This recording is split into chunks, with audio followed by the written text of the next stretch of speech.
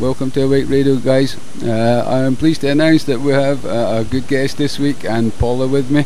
And our guest of this week is Shazziz. Hey, how's it going, everybody? So we'll try and reduce the mic for you.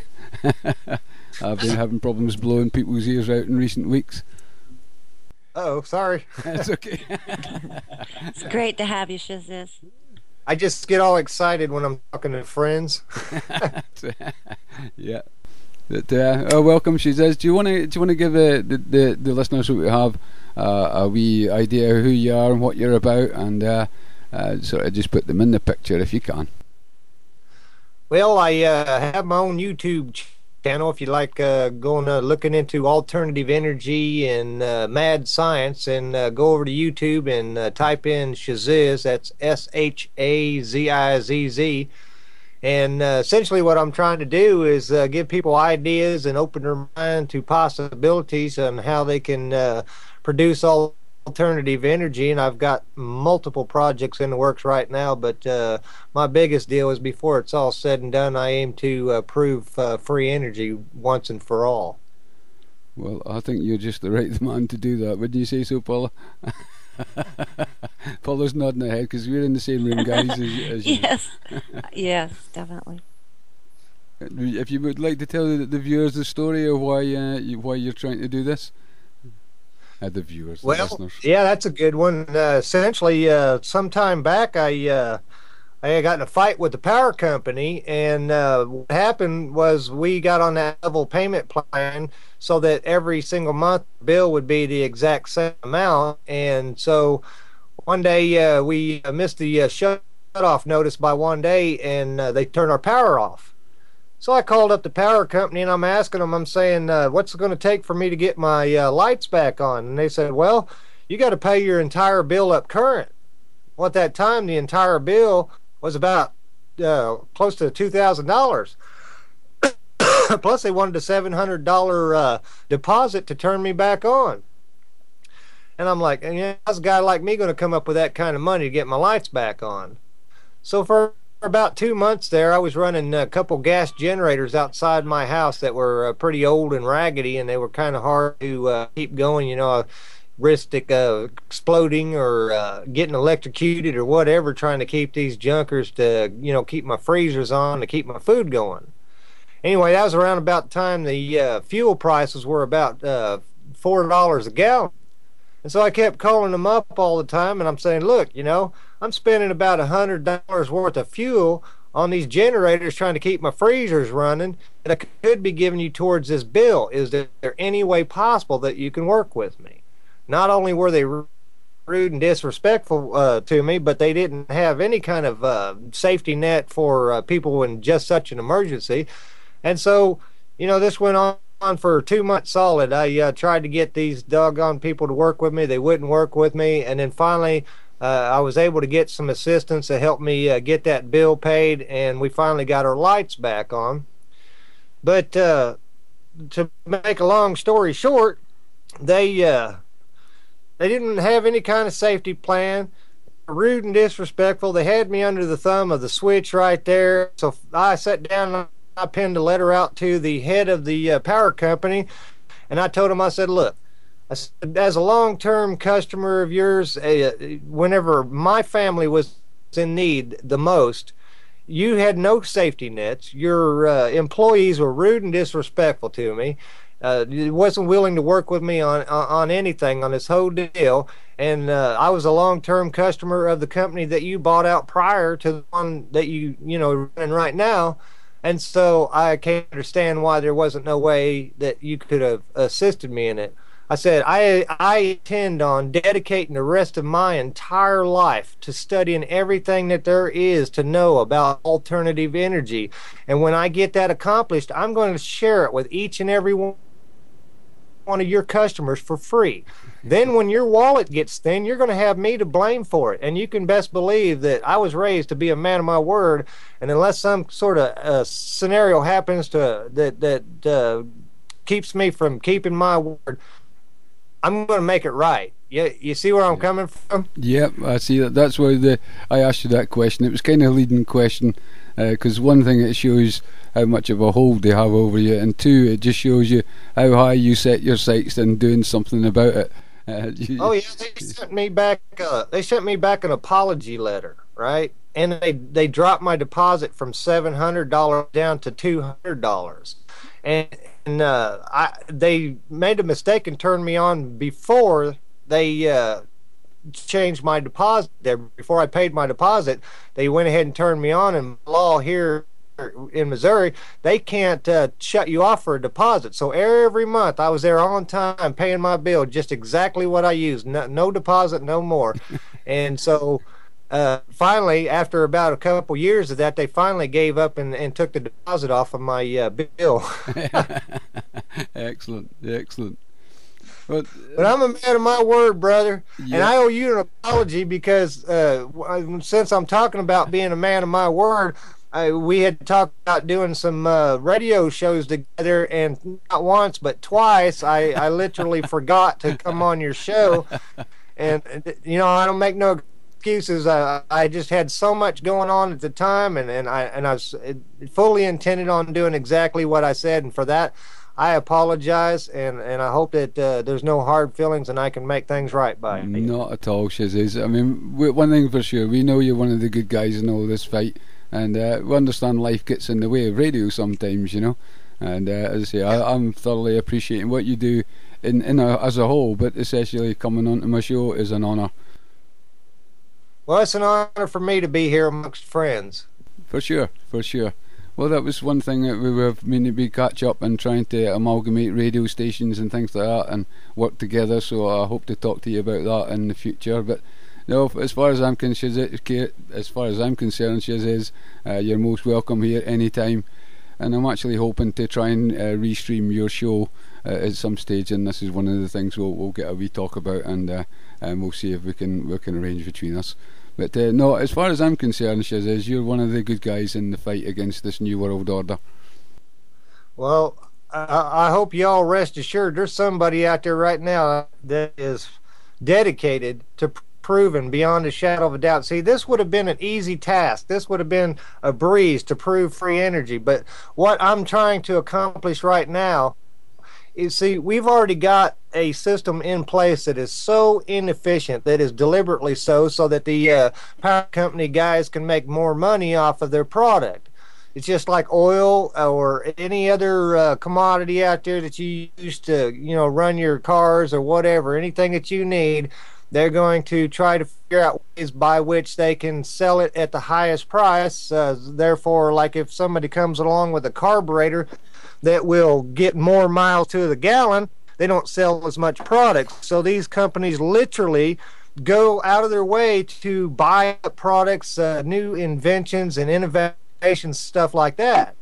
And so when guys like me decide to go and patent a product such as a free energy device or anything that could be detrimental to their wallet, suddenly they step in and they stop you. Well, see, where I've got them is I'm not going to patent anything. I'm not trying to sell anything. I'm merely sharing information with everyone for free, just like I said I was going to do. So if I come across the holy grail of electricity, everybody and his brother's going to get it for free at the same time. And if everyone has a widget, there is no one on the planet who can sell one. You see where I'm coming from? Yep. I mean, I'm trying to structure this interview a little bit so that people that haven't heard of you Shazziz, can kind of know what you're doing. And would you like to explain what your kind of technique is for providing free energy and roughly what you're doing?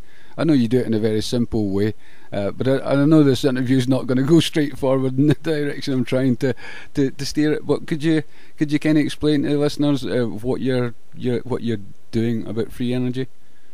Well, to put it to the basic simple, I'm not leaving any stone unturned. I'm looking into every single thing.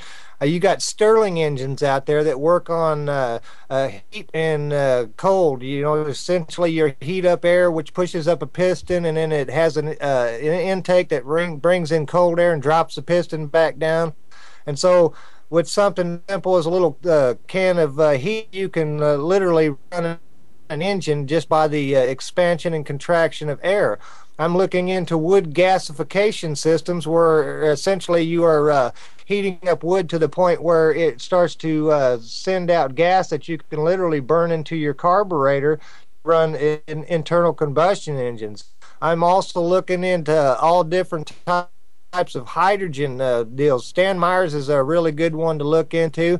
He literally, really seriously made a car that would run on water, and his method of doing it was a whole lot easier than the commonplace method, where as you just take two plates, a positive and a negative, and then you have like maybe a little water. You have the water with the little bit of baking soda or salt in there to make the water more conductive to cause the process to separate the hydrogen and the oxygen and get your hydrogen that way. He made a system by which he was injecting. He made a customized spark plug that if you send high pressure stream into it, it sends the water inside the spark plug in a really fine mist. And then as the water is being injected in a really fine mist, a high voltage arc ignites that hydrogen and the oxygen itself and pushes the piston down. It's the same reason why they tell you never to throw a pitcher of water on an electrical fire, because the combination of the heat and electricity together, the heat will immediately flash the water into steam, and the electricity will ignite that hydrogen and oxygen as it's separating, so you'll get a big explosion and could lose some eyebrows or worse.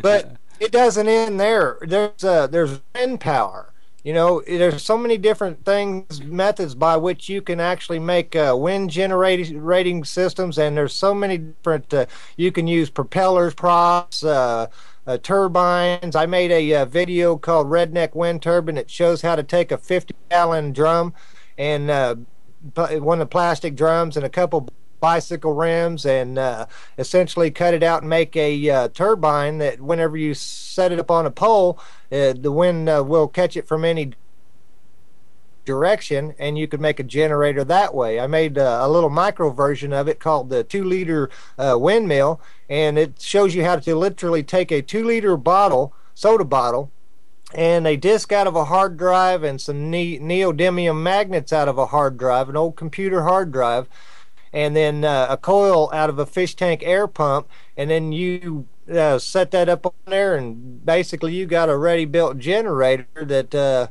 you can charge your batteries up. And there's one other little thing that I should add to that, is that there's also a bridge rectifier on there. That sounds all high-tech and everything, but it is nothing high-tech about it. It just simply changes AC current into DC current so that your battery can accept the charge. From there, we go on to, you got thermal electrics. You can literally take an old car tire, a couple different metals like a copper and a zinc plate, and you can cut slits in that car tire and plug these down inside there. And if anybody has ever sat in the back of a pickup truck on a spare tire in the middle of the summer, you know that your biscuits start burning. So you know there's heat going on there. So you can get electricity from heat, you can get electricity from wind, hydroelectrics. If you live anywhere near a stream, or if you live anywhere near an ocean, just motion of the waves coming in and out, all you need is something to take a magnet past a coil of magnet wire, you know, and you can recycle magnet wire out of everything from ceiling fans to microwave ovens and so on down the line. And then you also got earth batteries, where it's simply you take dirt, you know, two different plates, maybe a copper and a galvanized, and you plug them down into the dirt, hook your voltmeter up to it, and turn it down on the millivolt range. You'll notice that you're getting a charge. Well, that's because in the dirt there's all kinds of chemicals in the dirt. Even dry dirt, you can get electricity, but if the ground is moist, you'll get a little bit more electricity. And essentially, it's a basic chemical battery. You can take a lemon, you can take an orange, you can take a group freight, grapefruit. Did I say group freight? I'm on a roll, sorry. But you can take a grapefruit and you can take a nickel and a penny, and you can cut some slots in there and stick those down in there and put it on the tip of your tongue, and you'll notice that you're getting a charge off of that. It's a chemical battery. It works just like the lead acid battery. It's just a simpler version of it. So electricity is everywhere. I mean, it's just it's mind-boggling. We are energy, you know. Yeah. You can take the voltmeter and you can hold it in your hands. You can put one on one and one on the other hand and sit there and pinch those little deals, and you can sit there and watch in the millivolt range. You are literally putting off a charge. So we've talked about solar, we've talked about hydro, we talked about thermal, we talked about earth batteries, we talked about wind generations, and I'm into basically taking things like inert gases like argon, which seems to be the best gas possible. You put that in a vacuum, you hit it with a high voltage, and it amplifies the energy, because within that plasma reaction that's going on there, you are continuously having your electrons being separated from the atom, and they as they're trying to recombine, they're producing even more energy. It's kind of like the domino effect of the nuclear reaction without the old radiation effect that you're going to get there. So it's basically clean energy, and once I get that fully accomplished, and I'm getting closer because I've got the last part on the way, and I should be able to get that functioning pretty soon, and I'll get a video out for everybody.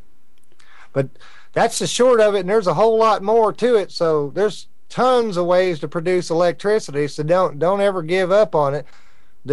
Like I said, the hard part is trying to find and create a system that will be able to power your house as it stands. See, it would be easier to take all your appliances out of the house and start off from scratch. If you're going to start running your house off of 12-volt systems and then inverters to run AC appliances and stuff like that, you know, bring it in as you need it, that kind of thing. Like a refrigerator or a washing machine doesn't take a whole 120 or 220 volts to turn a motor. You can make a motor that will turn on 12 volts that has enough torque to literally do the same job. So why spend out the money to have a 110 volts AC running at all times when you could do it on a 12-volt battery that you could keep charged up on a little solar panel sitting outside? Yep. Well, I understand 12-volt very easily because I'm a mechanic, as you know, and you know, you see what runs in a car. Well, if it can run in a car, it can certainly run in your house. Oh yeah, and here's the thing.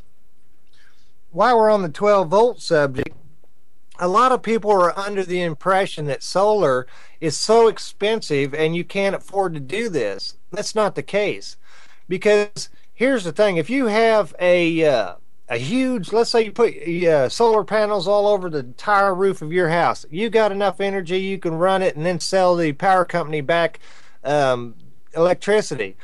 And so with that said, if you got that kind of money to put out, everything's good.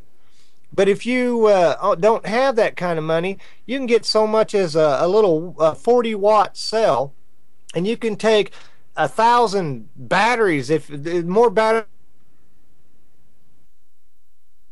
in parallel, for as much space as you can store, or as many batteries as you can buy.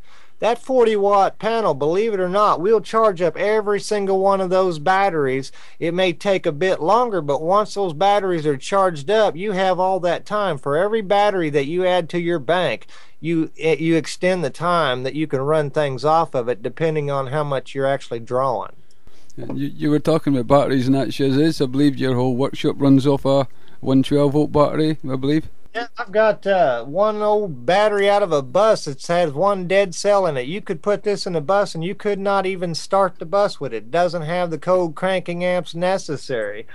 And I've been using this for all my experiments. Everything that you see light up in my videos is running off of that one battery. And so with that said, I'm working on systems also. I'm using a normal current, normal voltage going through the system off of the battery, but I'm also taking some of that energy off the battery, running a mini generator, which is going back down into a power supply, which is recharging that battery.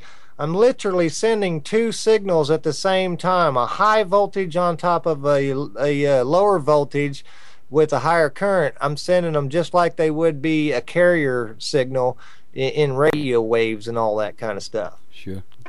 Charging through the air, which comes to Tesla. You do a lot with Tesla coils too?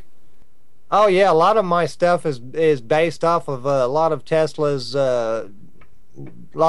patents and stuff like that. But there's a little bit of a secret that I ain't telling anybody right at the moment. But keep your eyes out, because Tesla didn't give away all of his stuff, and they didn't find all of his stuff. I guarantee that. I know that without a shadow of a doubt. And I got some pretty cool things coming on the way. Excellent. Well, that's what we'll love to hear.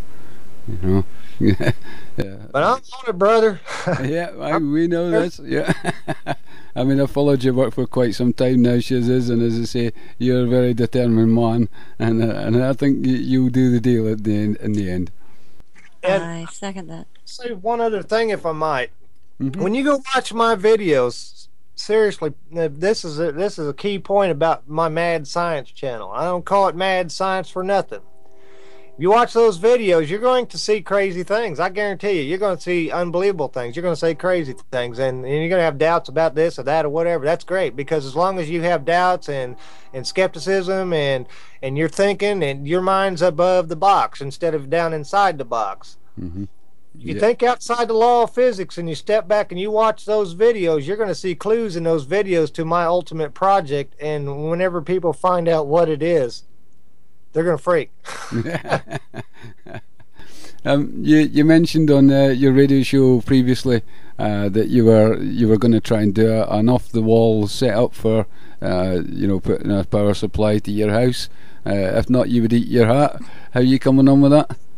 Oh, I'm doing fine. I'm actually looking into bringing an alternative trailer into my property so that I can put this down there and start off from scratch to show you a bit of what it was that I was talking about from the get-go. About this house, this trailer will be 100% completely off the grid, and I will show them step by step how to take this house and put power to it, put water to it, put cooling to it, and everything. And I'm going to do a massive amount of videos just on that one subject. That sounds absolutely... Sorry, fella. Yeah, it sounds absolutely brilliant. Yeah. Well, it's one of the things they talk about, when these discoveries of free energies. Oh, it'll take 10 years to test it. No, it would take 10 minutes to test it. Stick it out in the middle of that field and grab a TV or something, and plug it in. It'd take 10 minutes to find out whether it's okay or not. If you took your house right now, I wanted to try to do a little bit of a pretend for your guest. Sure. Such as you go to bed, everything's just perfectly fine. All right? Everything's on, everything's working fine. You wake up in the morning and you found out somewhere in the middle of the night, all heck is just broken loose, man. You ain't got no electricity. You ain't got no heat. All you got is what you got around your house. How do you think you'll fare?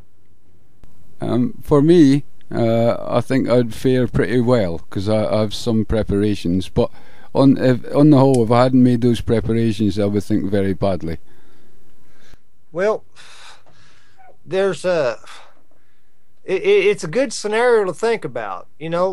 Forget all the Planet X and all the other crazy things that all the conspiracy. Push all that stuff aside and just visualize. Worst case scenario, everything happens, the power grid goes down, nothing, and you find out, chances of it ever getting back up is slim to none, because it's just so devastated that it's crazy. Around your house, you are literally sitting on a gold mine. Everybody is. Even those folks out here who didn't store up food and stuff like that, they're sitting on a gold mine. They just don't realize it. And a lot of people, there's so much waste that goes on in the world. It's just it's crazy. People literally throw gold and silver out in the trash, and for the trash man, you know, every computer out there has a bit of gold and silver up inside there. Did you know that? Yeah. It's crazy But stuff. If you woke up in the morning and suddenly the power is down, would you know what to do to be able to keep your refrigerator cool, or would you have any kind of idea as to how to keep yourself warm, or anything like that? Well, I'll kind of explain my situation here, shazziz. You may know some of it, but because I've realised that scenario, I'm kind of a little bit prepared, but it's taken me some time. I mean, I have basically a house with 2 acres of land without buildings. I have a generator for emergency power so I can hook up. I have a geat system, as I mentioned to you before, that runs on a little 4-stroke, which I'm hoping to put onto an engine so it can create power for me. I've also trying to utilise a waste oil system for heating for the house, but we also have fires and we have trees, so I'm pretty well prepared. But I would imagine that if I hadn't done anything like that to wake up to essentially what you have around me, knowledge would be a brilliant thing to know what to do with what's around you.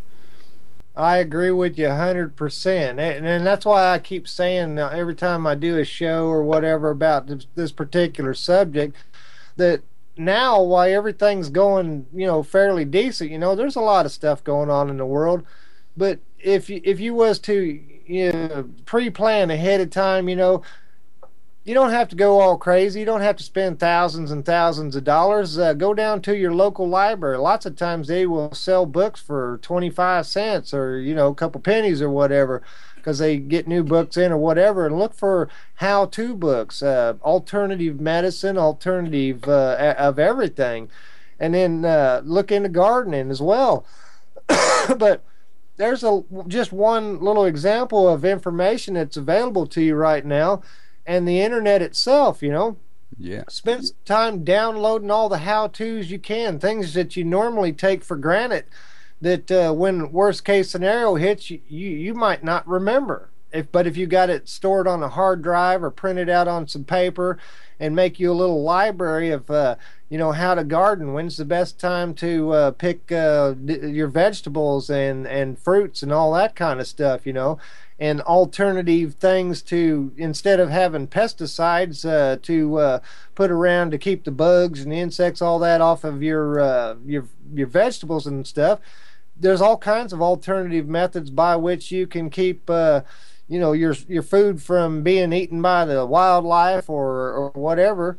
But there's things like bucket gardenings, there's aquaponics, there's hydroponics. The difference between the two is in aquaponics you can actually raise fish, and the fish actually help feed the plants at the same time by their waste, and you know, it's just kind of like nature recycling itself. But it just goes on and on forever. But if you're in a scenario where you don't know these things, you could be walking by the only thing that could be feeding you. You could walk right by and starve and not even notice that certain plants are edible, or certain ones will kill you, vice versa. You see where I'm coming from? Oh yeah. So if tomorrow morning if we woke up with no power, the average person, you know, in an average housing estate, what would you recommend them to do? What would be your first step? Well, the first thing if they thought about it in advance, which most people don't, you know, most people don't sit down and write them out a priority list. You know, priority number one to me would be, I've got a freezer or two, and I've got a refrigerator, and those are only good for so long inside of a hot house. You know, your food inside there is really seriously important. You're going to need that food, and so you're going to need to be able to keep that food fresh as long as possible. Now, if your power is only going to be out for an hour or so, you really ain't got a lot of worries. But after that hour or so comes by, then you start having to be concerned, because certain foods have to be stored at certain temperatures, otherwise they're going to go bad. And then So the first thing that you'd want to do is make sure that nobody opens that refrigerator until the power comes back on. Unless you absolutely have to get in there, and then it's kind of a quick in and out kind of deal there.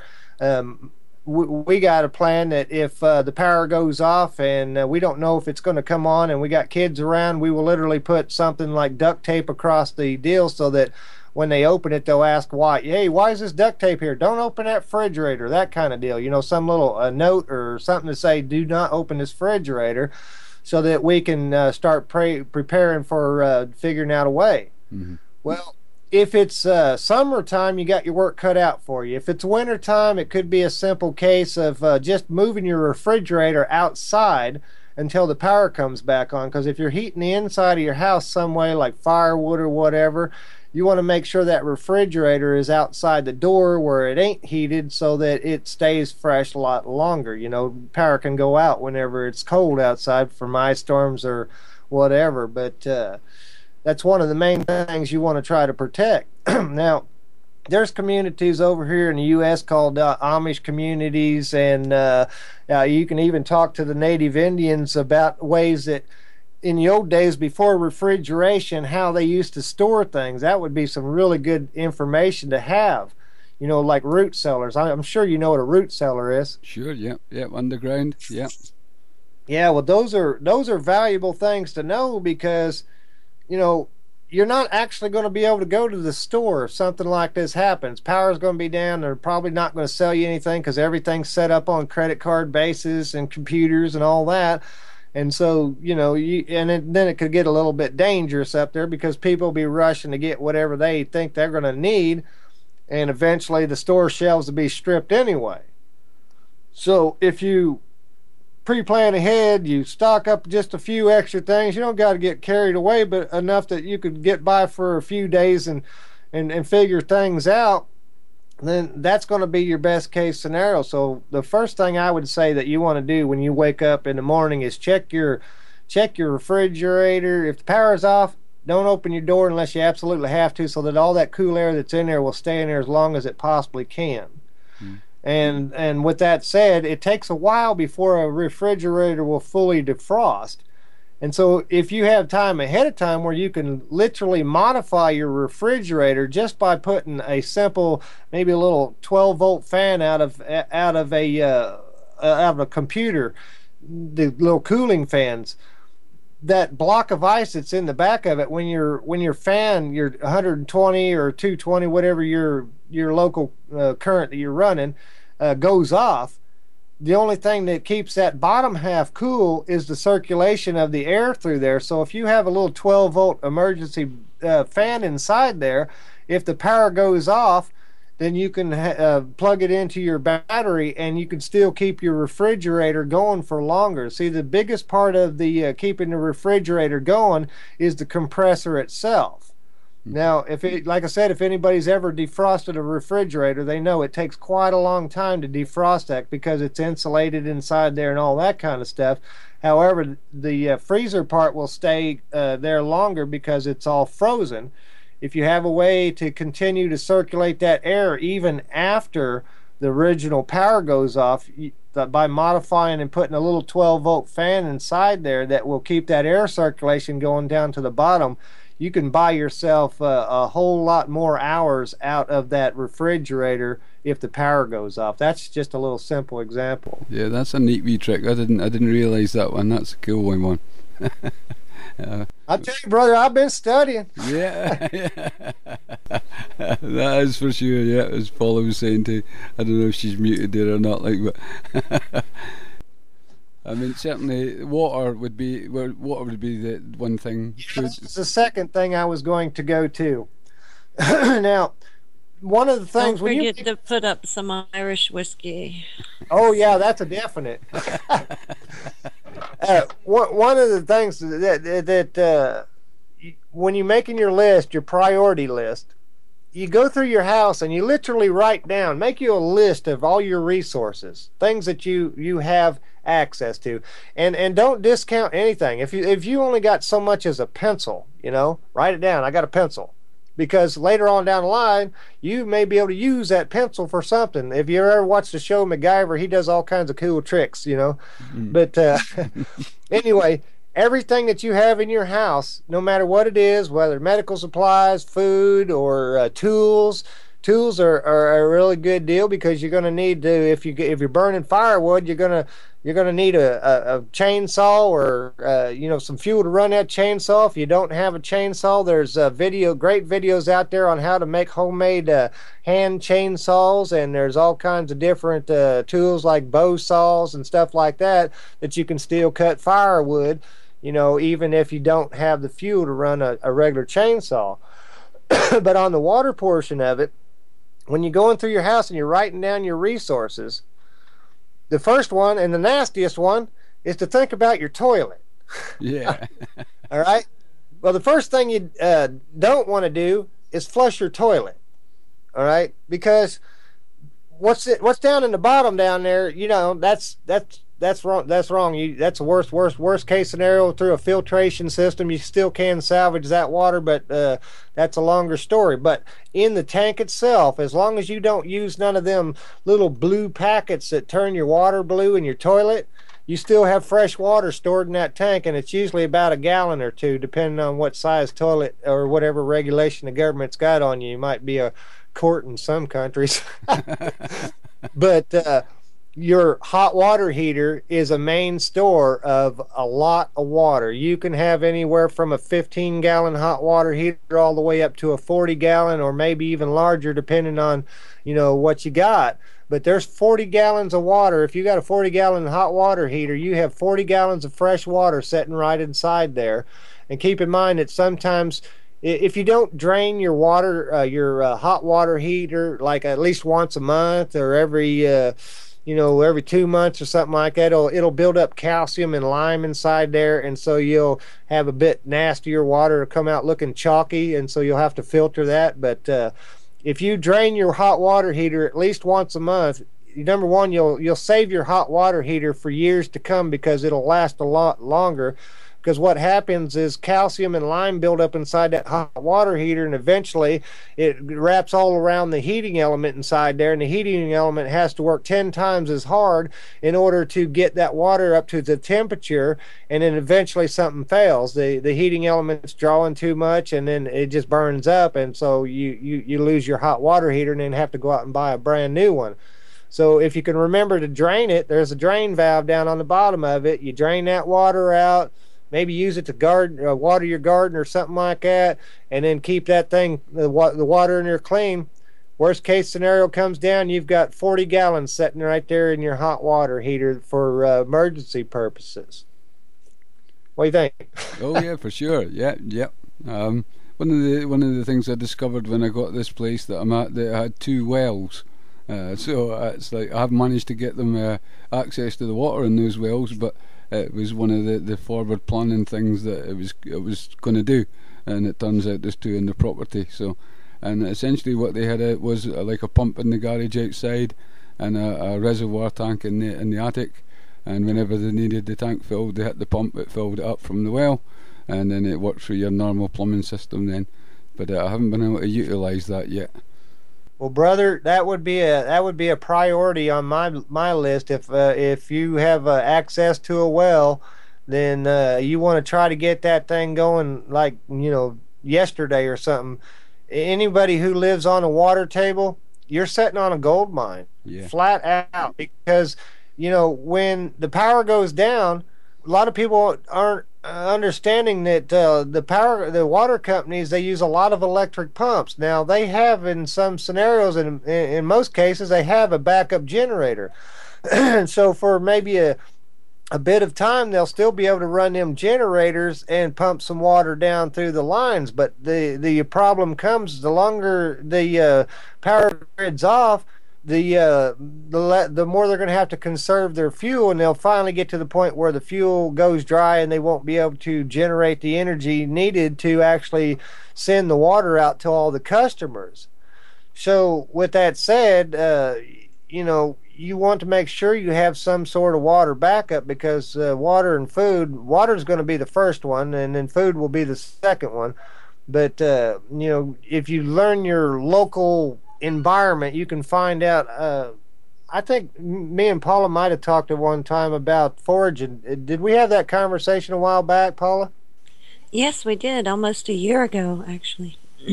Yeah. Well, if you have opportunity, tell your listeners a lot about that foraging, because that's something that's really super valuable, because there's a lot of things around that you can survive on, food source wise, plants or things like that. There's certain types of mushrooms you can eat, but if you get a hold of the wrong one, then you got problems. Yeah, for sure. I mean, where we are, I mean, there's nettles and various things, comfrey. There's all sorts of things, fruits and vegetables that you can pick up that are wild, dandelions, things like that. So, one of the things I do on my shows, shazziz, is be self-dependent. Self-sufficient is very difficult to achieve, but self-dependent is kind of what I promote. Yeah, and here's another thing. It's kind of slightly contradicting to your statement just a minute ago about being self-dependent. That's great. That's 100% great. The more independent, self-dependent you can be, that's wonderful. But in a lot of communities out there, there's a lot of individuals who don't even know their neighbor. Mm-hmm. You don't know what kind of individual lives down the street from you. You don't know what kind of people live around the block. You don't know whether they prepare for anything or just anything about them per se, which is a shame, because you should get to know your neighbors. I might be really good at electricity or something like that, but I ain't no good at cooking. So if I didn't have my wife, I'd be in a kind of a mess.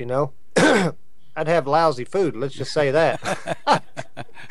But if in your local community, you get out and say hi to your neighbors, you might have an electrician in the neighborhood, you might have a carpenter in the neighborhood, you might have a doctor or a nurse, or a comedian, somebody to keep everybody entertained. You make a little network within your little neighborhood of folks that that you can trust, and you just bring the subject up on them, not as hey, doomsday scenario kind of thing, just kind of thing, just asking the what if question. What if something really seriously did happen?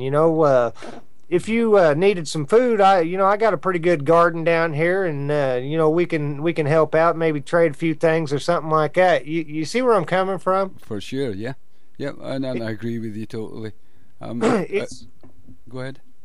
It's a really valuable thing to have, neighbors and friends. My nearest neighbor is clear out of sight, but I know all my neighbors around here, and I know that in worst case scenario, I don't got to worry about my neighbors, because I live out in a farming community, and for the most part, all the farmers kind of share things with one another, and they kind of look in on each other now and then.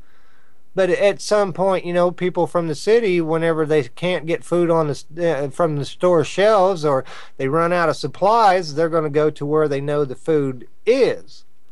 Well, if I have to, I'm going to put a sign up out in my front yard that says, if you need help, just ask. You don't got to come over and steal it from me. We'll take care, I'll take care of you the best I can, that kind of deal. Who knows what an apocalyptic scene would be like, but if you got a little network built around your neighborhood. Communications is a good thing, old CB radios, old walkie-talkies, that kind of stuff there. And if you live near the Indians, ask them how they used to do smoke signals to send your neighbor, hey, I need some help over here, brother. Yeah. Sorry, there's lots of stuff to think about. Well, that's it, yeah. A community is what you're talking about, building a community around you.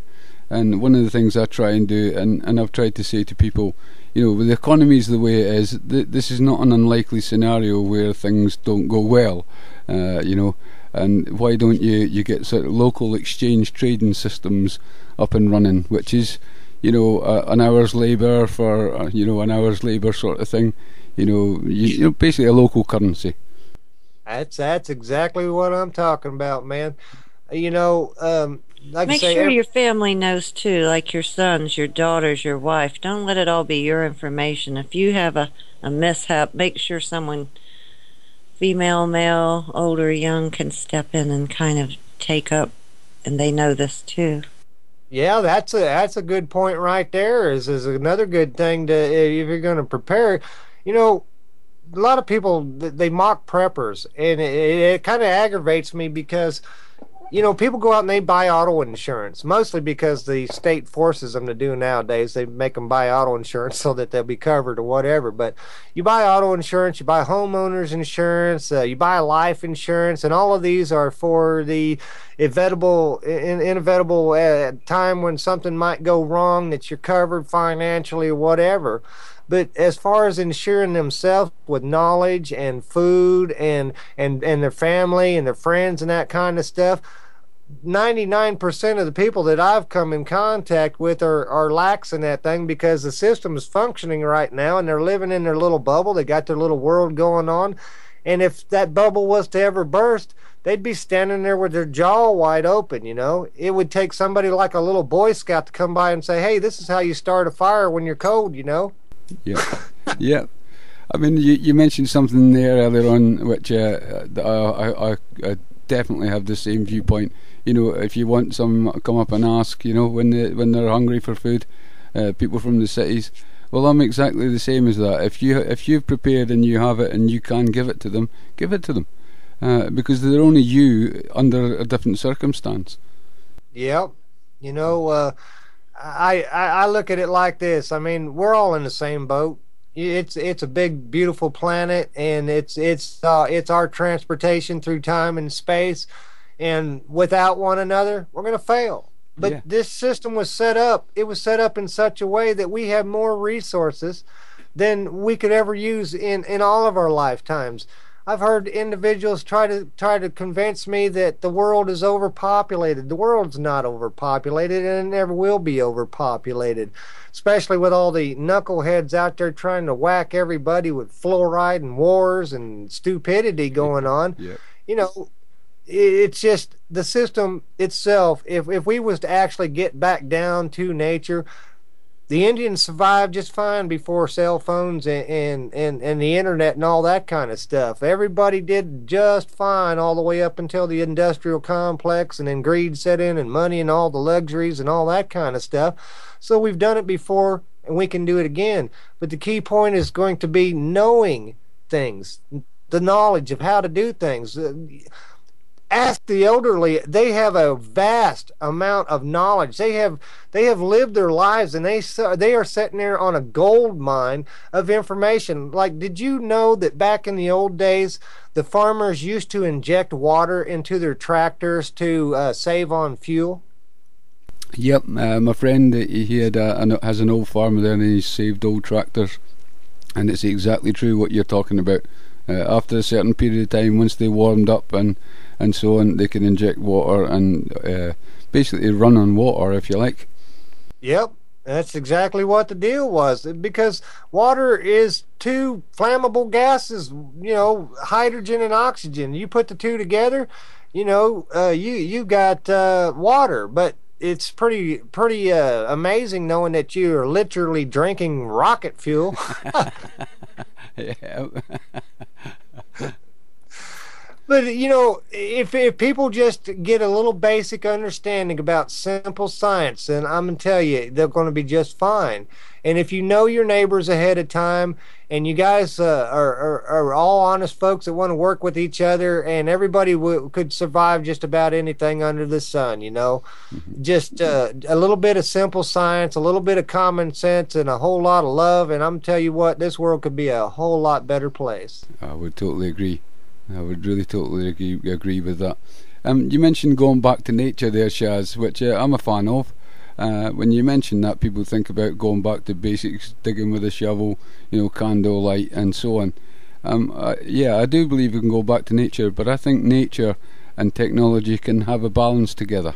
I agree. I know they can coincide together and we can live in harmony. See, here's the difference, right? This is the thing. Let's talk about the internet just for a second. Before you You have the most vast collection of human knowledge in the history of time at your fingertips. You could spend time researching into things and learn so much information. The internet is the most amazing tool. Steve, I'm able to talk to you and Paula from clear across the world. And we could actually have video right now if we wanted, but we have that technology at our hand, and it's wonderful because I can meet people that I otherwise never would have had a chance to meet. People in Ireland and Russia and China and all over the whole entire globe. It brings us together to where we can share these ideas and our troubles and laugh, cry, and do all the things together as a family. But before their very eyes, why they got this massive tool of information, a lot of people waste their time. They'll go out there and they'll do online gambling or spend hours and hours on video games and all that kind of stuff. Imagine what they could accomplish with their life. They had an idea for an invention, you know, and so they researched into it, and they found out other people had similar ideas, and they could see where the other people failed and where they could succeed, that kind of stuff. It's essentially a teaching tool of epic proportions, or it's the worst pile of trash in the history of time, because you've seen it. I know you've seen it on the internet. It's one big giant massive advertisement campaign trying to sell you something at any given time. But if you go past all that kind of stuff and you go off and you talk to other individuals from around the world, creators that are creating all kinds of alternative foods, alternative energies, alternatives to the system that is essentially the beast that's eating us alive, if you use the internet as a tool instead of a toy, there's nothing that we as humanity couldn't accomplish. We could solve every single problem under the sun. I totally agree. We've been on air for about an hour, Shaz. Would you like a quick comfort break? And I believe Truth Seeker 22 is maybe ready to come on the call with us. So would you be happy with that? That'd be fine. Okay, guys, we'll be back after this tune, and once I can get Sam up to tell you what tune is going to be on. And don't tell me I left that playing in the background. No, I didn't. Luckily, it's not like me, folks. This is... so where were we, guys? Do you remember? Well, we were talking about all types of different alternative methods, and since you guys was talking about how chilly it gets over there in Ireland, one of the things that the simplest solutions for actually producing heat, don't know if you've ever looked into it, but you can actually take some hose or some copper tubing and coil it up and then put it underneath a pile of compost. And if anybody knows anything about basic science, when plants rot, they actually produce heat, and you can get an astronomical amount of heat out from underneath the bottom of that compost by circulating water through that coil there.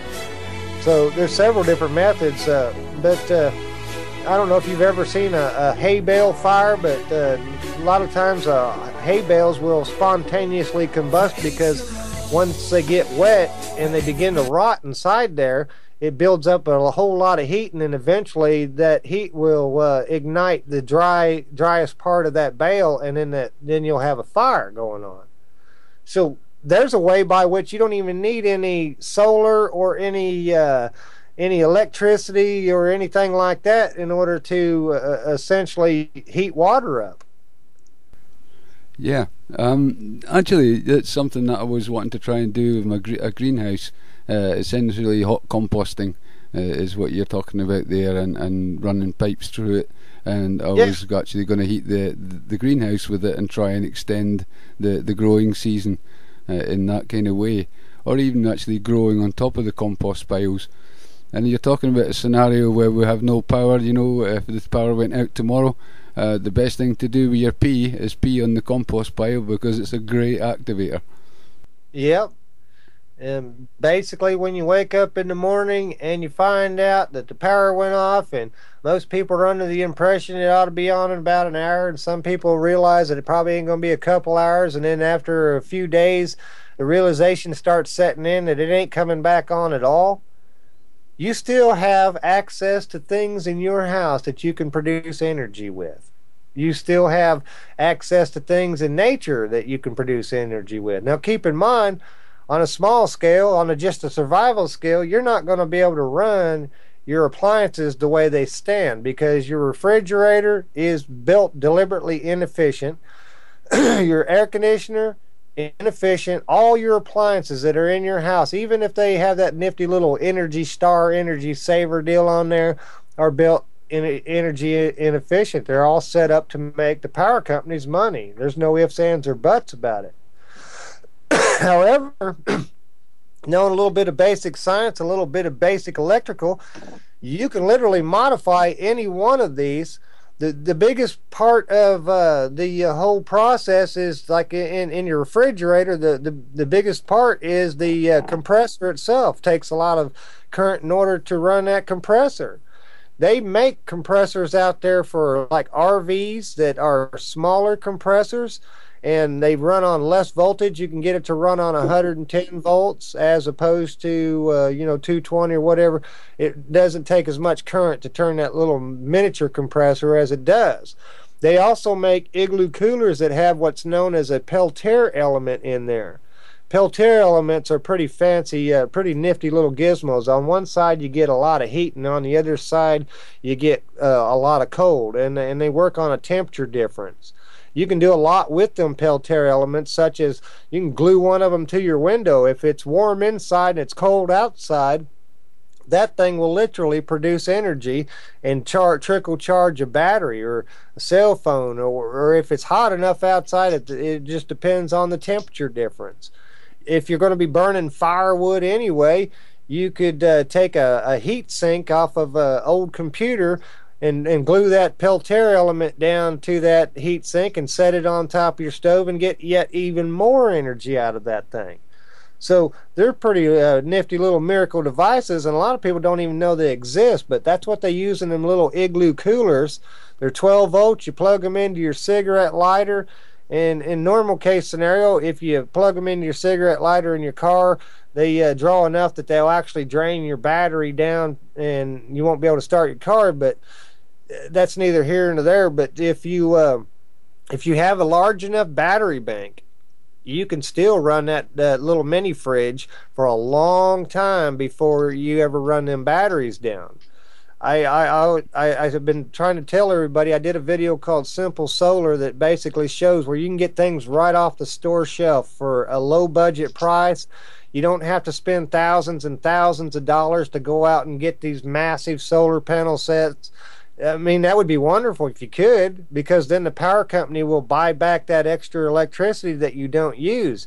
But for your average Joe who doesn't have access to those finances, you can still do it. You can take one solar panel, one little 40-watt solar panel, and you can charge up 1,000 batteries running parallel. It takes longer to charge that whole thing up, but once you get it fully charged, it takes, if you time it out just right, you'll have the battery be draining down. It'll only be halfway through the bank before the other end's charging back up again with that 40-watt panel. So it's not a necessity for you to have this huge solar array in order to run your house. You just have to realize you might have to do a few modifications.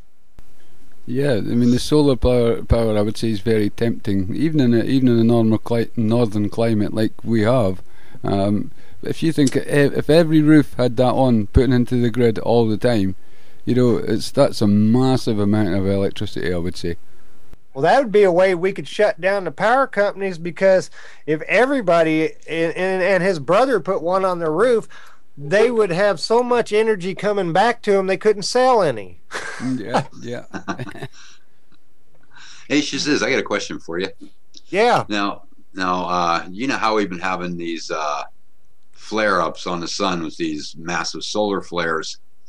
Now, if we do get nailed with a big solar flare and it fries all the electronics, then what? Well, here's the thing, brother. And this is a really good bit of information for everybody to pay real close attention to. Back back in 1890 something, I think it was, that's when the last major flare came in and really seriously did something. That's back when they only had telegraphs and they were sending the electrical signals back and forth. The guys who were sitting there tapping away, pushing the buttons and sending the messages, a lot of them got the crap shocked out of them, and a lot of them, there was a lot of wire fires. But here's the key. The key is those lines were only made for so much voltage. Your appliances, your cell phones, everything is only made for so much voltage.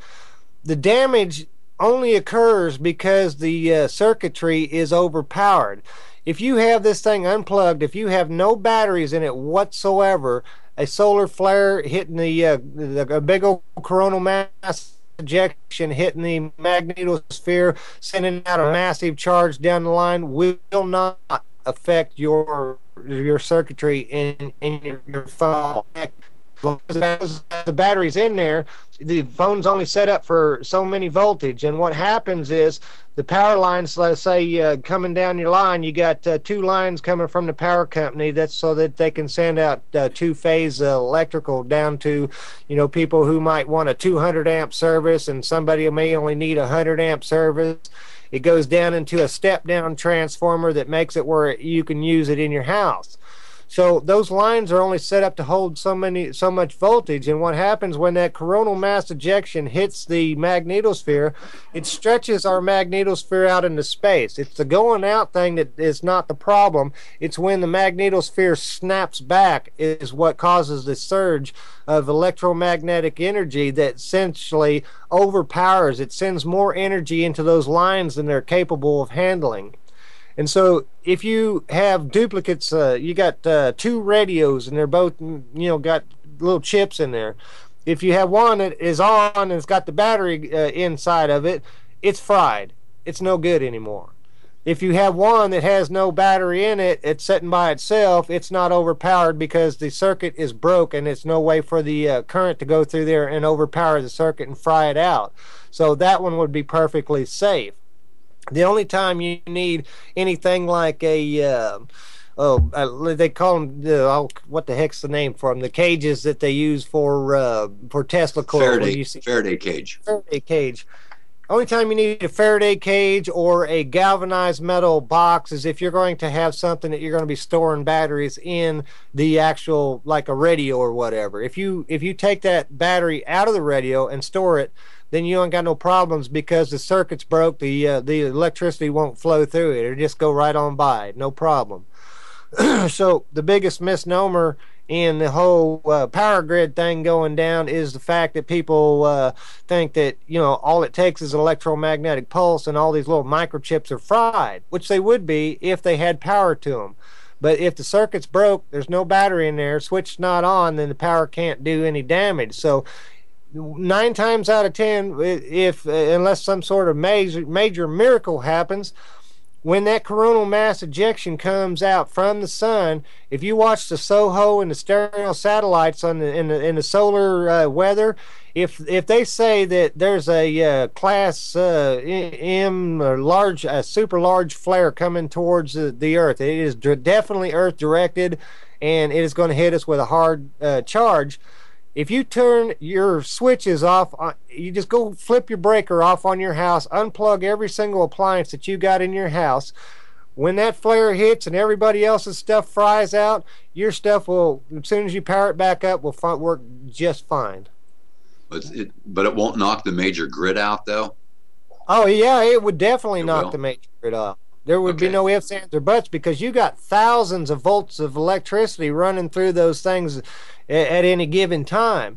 And what happens is when that massive charge, when that magnetosphere snaps back into place and that massive electromagnetic pulse comes down, any copper-coated electric thing that's actually got the electrons moving through there is now got them electrons moving through there twice, possibly 10 to 100 times faster than normal, and you got a massive amount of current.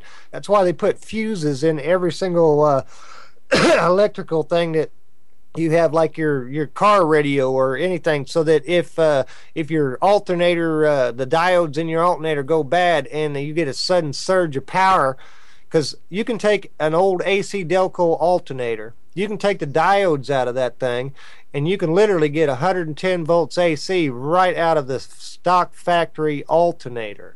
Right. So if those diodes got weak and weren't able to stop the surge from going through there, it would burn up all your wiring inside there, because your wiring's not set up for 120 volts AC. It's only set up for 12 volts DC, and so that's where the problem comes in. You see where I'm coming from? Mm-hmm. Yes. Mm-hmm. So I can take the diodes out. Huh? So I can take the diodes out. Well, there's like a little plate when you pull the back plate off of the alternator. I'm gonna have to do a video and show people actually how to do that, and then you run a jumper across there. There's nothing to it. Okay, great. It sounds more complicated than it is. Yeah, yeah. And if you can get a hold of them, Germany made thousands of them. Them old Volkswagen generators, those are virtually indestructible. All you need is a couple extra sets of brushes, and you can get them on eBay for about $8. I found a set yesterday. I actually ordered some because I'm going to be doing a video showing people how to take an old Volkswagen generator and making a wind generator out of it. Those things are virtually indestructible. You can't burn them up. And they're just incredible. And if they ever stop producing electricity, you snap a couple little pins, put 2 new brushes inside that thing, and bam, it's up and running again. Right, I've never heard of that one. That'll be intrigued with that one. Yeah, it's a really good deal, and you can get some really good voltage out there. Charge your battery bank up in the wind. If you make the right size prop, you could talk to my friend Muddy Mudman, and he's got a calculation on his computer. He can tell you at what size of prop that you need for certain wind speeds in order to actually produce however much current you need. It also sounds very promising, maybe to put my small geet on, Yeah, you could do that as well. Yeah, yeah. So I haven't heard of these little Volkswagen generators, so I'll be looking, and I'll wise myself up on them for sure.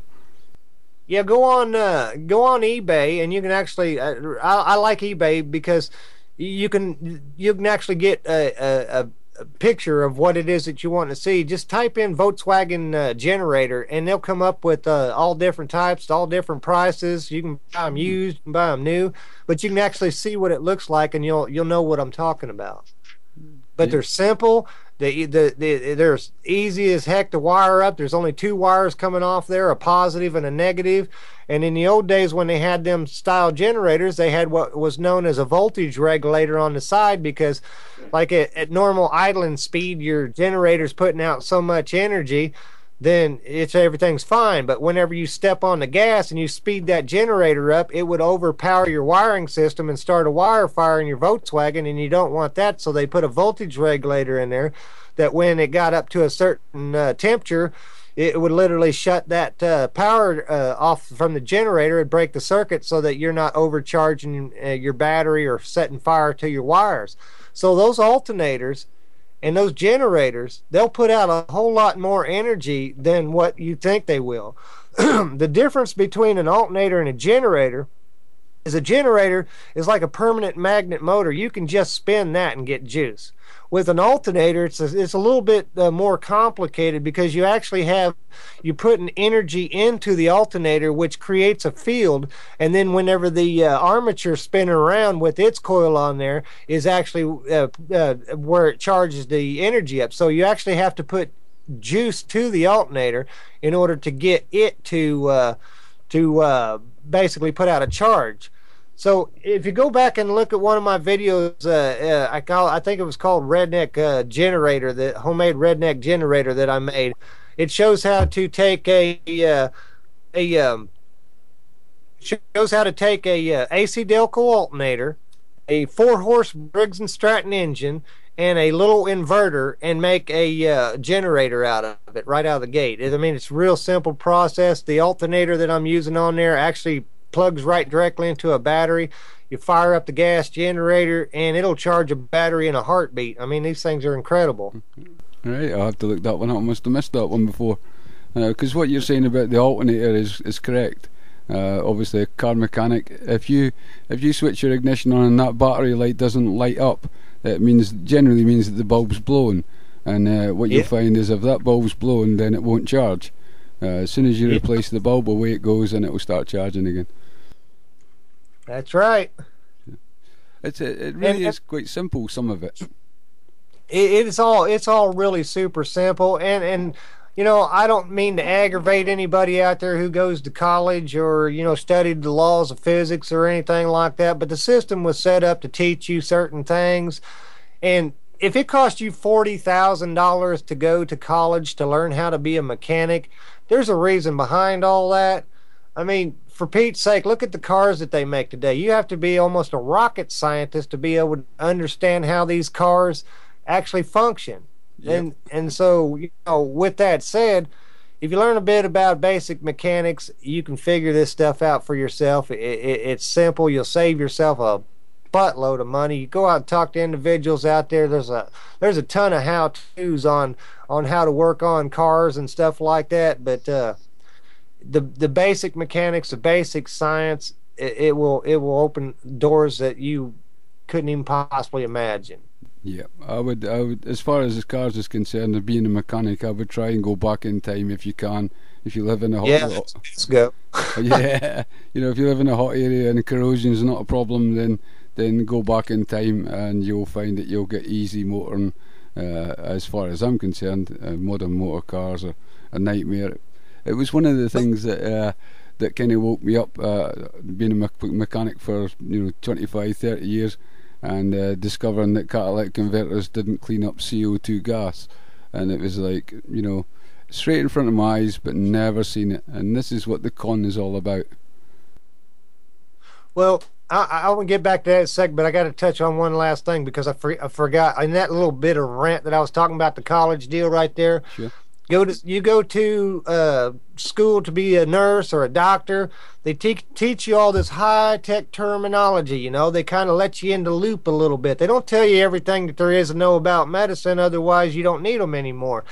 But in every single field out there, you go out to learn all this high-tech terminology. If you took the average Joe and you showed them, hey, this gear goes this way, that gear goes that way, and it pushes this little plunger up and down, that average Joe didn't have to go to college for 15 years in order to understand what it was we were talking about. You see what I'm saying? Oh, yeah. Absolutely. So bringing it down to the simple where the average Joe can understand it, because nobody out there is truly stupid. A lot of people do stupid things, but it's just, if you show somebody how something functions, you can teach them a lot of stuff, and that's the way I try to put everything down to a without using high-tech terminology. I try to put it down to people speak. You know what I'm saying? Yeah. Absolutely. You have some great videos. Thank you very much. Videos. I'll tell you what, I've seen the how to build a Tesla coil, the plasma charger and the plasma reactor ones, the magnet field generator. I mean, so you got some great stuff on there. Oh, I've got some really good stuff on the way. I can't wait to share with you. If you like that stuff, you're really going to like the newer stuff that's coming out, because I'm trying to put a lot of stuff. I'm working overtime. Trust me, it's all well going to be worth it.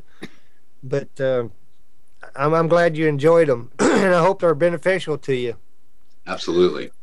But back on that other thing about the whole CO2 and the and the catalytic converter, you know what a catalytic converter does, don't you? Yeah. It's like an afterburner, if you like. Yeah, that's essentially what it is. It just reburns the excess gas that's wasted. So here's the key: if you made an engine and it's wasting fuel, then there should be a way to cut back on the fuel and still be able to get the same amount of stuff, right? Yep. It's essentially doing a little bit of maybe math and adjusting the system to where, okay, when you push the piston down, it's going to take this long for the actual ignition and this long for the actual burn, and then whatever's left over and it gets pumped out the other end. So what if you did the math and you got you got the piston to rise at just a level to where you still only have to send a tiny bit of fuel inside that cylinder and ignite that, and that's all it took in order to run that car. I got somebody getting ready to knock on my door. It's okay, Shaz. We'll cover for you if you like. Yeah, I'll mute my mic. Hold on. Okay. What do you think, Truth? What What do you make of what Shazziz was saying? Oh, I mean, this guy's highly intelligent. I mean, if you don't try to heed what he's talking about, I think you're making a big mistake. Because you can tell that this man thinks out everything that he does. Step by step. Definitely highly intelligent individual. Well, it kind of gives you an idea that Shazziz is a self-taught man. I'm essentially a self-taught man as far as cars is concerned. I mean, I know a lot of what you've done, as the farming and things, and a lot of that's kind of self-taught. Yeah. I think that really has to be a positive. If you're willing to learn, I think you will learn. If you don't want to learn it, you won't. And that's kind of sums up the education system, doesn't it? Yes, it does. That's key, folks. That learning thing you just talking about. One of the things about this whole scenario we're talking about, you wake up in the morning and there's a possibility that the lights are out completely. These are things that you should learn. You should want to learn this kind of stuff because, like I said, everyone out there, regardless of what all you have in your house, you're literally sitting on a gold mine. There's people in third world countries who would think that you were a billionaire if they seen half of the things that's sitting around your house. And if you know the basic functions of all these, a little bit of basics about electricity and all that kind of stuff, you can turn a lot of these things into generators. I did a video out there where I took a little motor out of a microwave oven, the little one that turns the carousel. You can get electricity out of that, and I found that out by accident because I was sitting there spinning that little armature around, and I had the wires in my hand, and I shocked the living crud out of myself. I tell me what, that wasn't a surprise. And it wouldn't be the first time, though, Shaz, would it? No, it wouldn't. Sometimes it ain't funny. But those fluorescent light bulbs, whenever like let's say you take a school, for instance, they'll have these fluorescent light bulbs in the standard system, and whenever they go bad and won't no longer light up in the standard system with the ballast the way they're set up, then they throw them in the trash. Well, those fluorescent bulbs still have the gas in them. As long as the vacuum is not broke on there, they won't run in the standard system. But if you hit them with a 20 kilovolt oil burner igniter, or even get them in any general vicinity of any Tesla coil, they will still light up. And you can put 1 billion of these things in series clear around the planet and light them up with one oil burner igniter, because it's just a simple case of you energizing that gas which is inside that bulb. And it's not rocket science. It's really easy stuff. But you save them old bulbs. You can use them old bulbs to find out if you got a short in your doggone spark plug wires, because you take them old bulbs and you put them down there, and if there's a high voltage arc, it'll light that thing up. So with that said, you can build you a little mini generating system using old lawnmower magnetrons that'll put out 2,000 or more volts a piece and spin it around. You maybe use a windmill to spin it around, but as it's spinning around past the magnets are spinning around across that magnetron, it's literally pulsing out high voltage, and you can use that to light up old dead fluorescent light bulbs. If you was to be able to encase a fluorescent light bulb into clear epoxy resin like they use for those little nifty paperweights where they put like bugs inside there or coins or whatever, yeah, I know you guys have seen them. Sure. Right. If you encase that in resin, that thing would literally last forever. It would never, ever, ever go bad. You can still get light out of a dead fluorescent bulb. Those ones you see in my video, every single one of those fluorescent bulbs in my videos were out of the trash. They threw them away. So it's worth saving. Wow, yes. If I come over, if I lived across the street from you, and you threw your computer out on the side of the road or your old microwave, you'd see this crazy old wild-haired mad science guy run across the street, grab that thing, and as I'm running back to my mad science lab, I'd be saying, "Thank you, brother."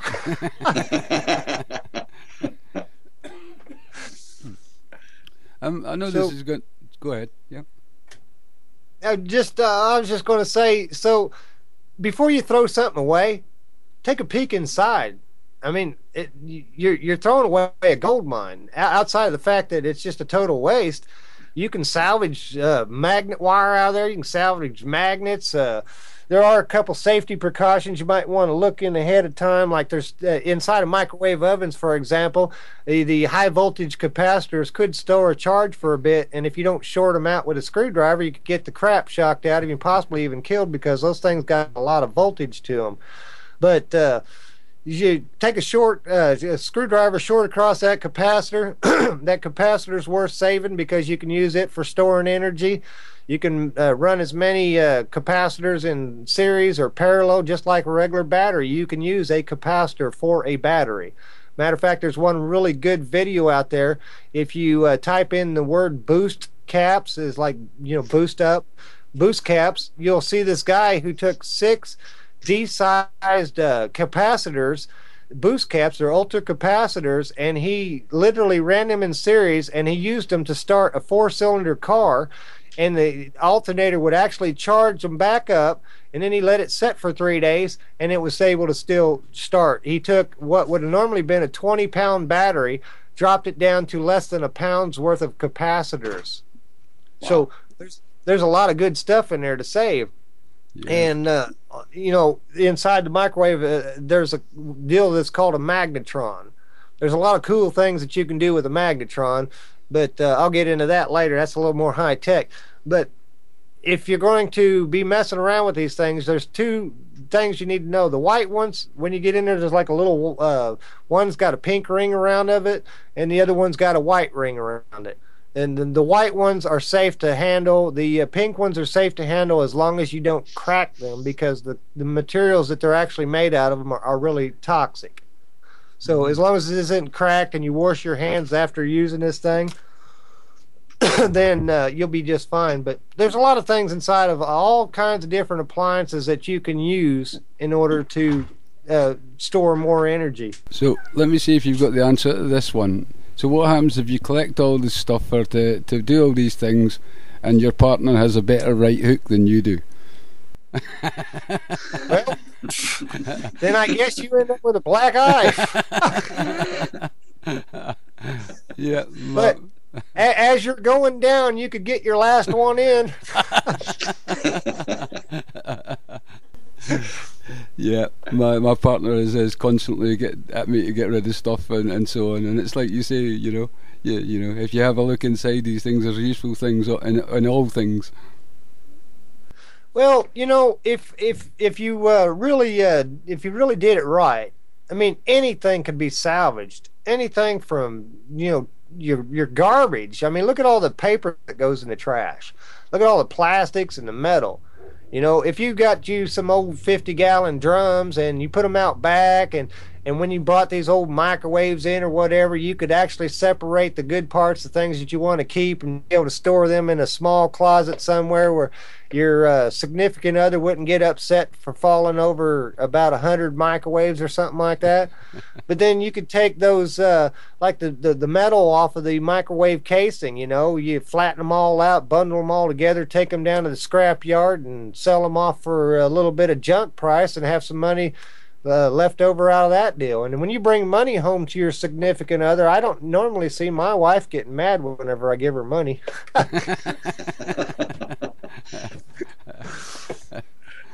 So there's ways around that.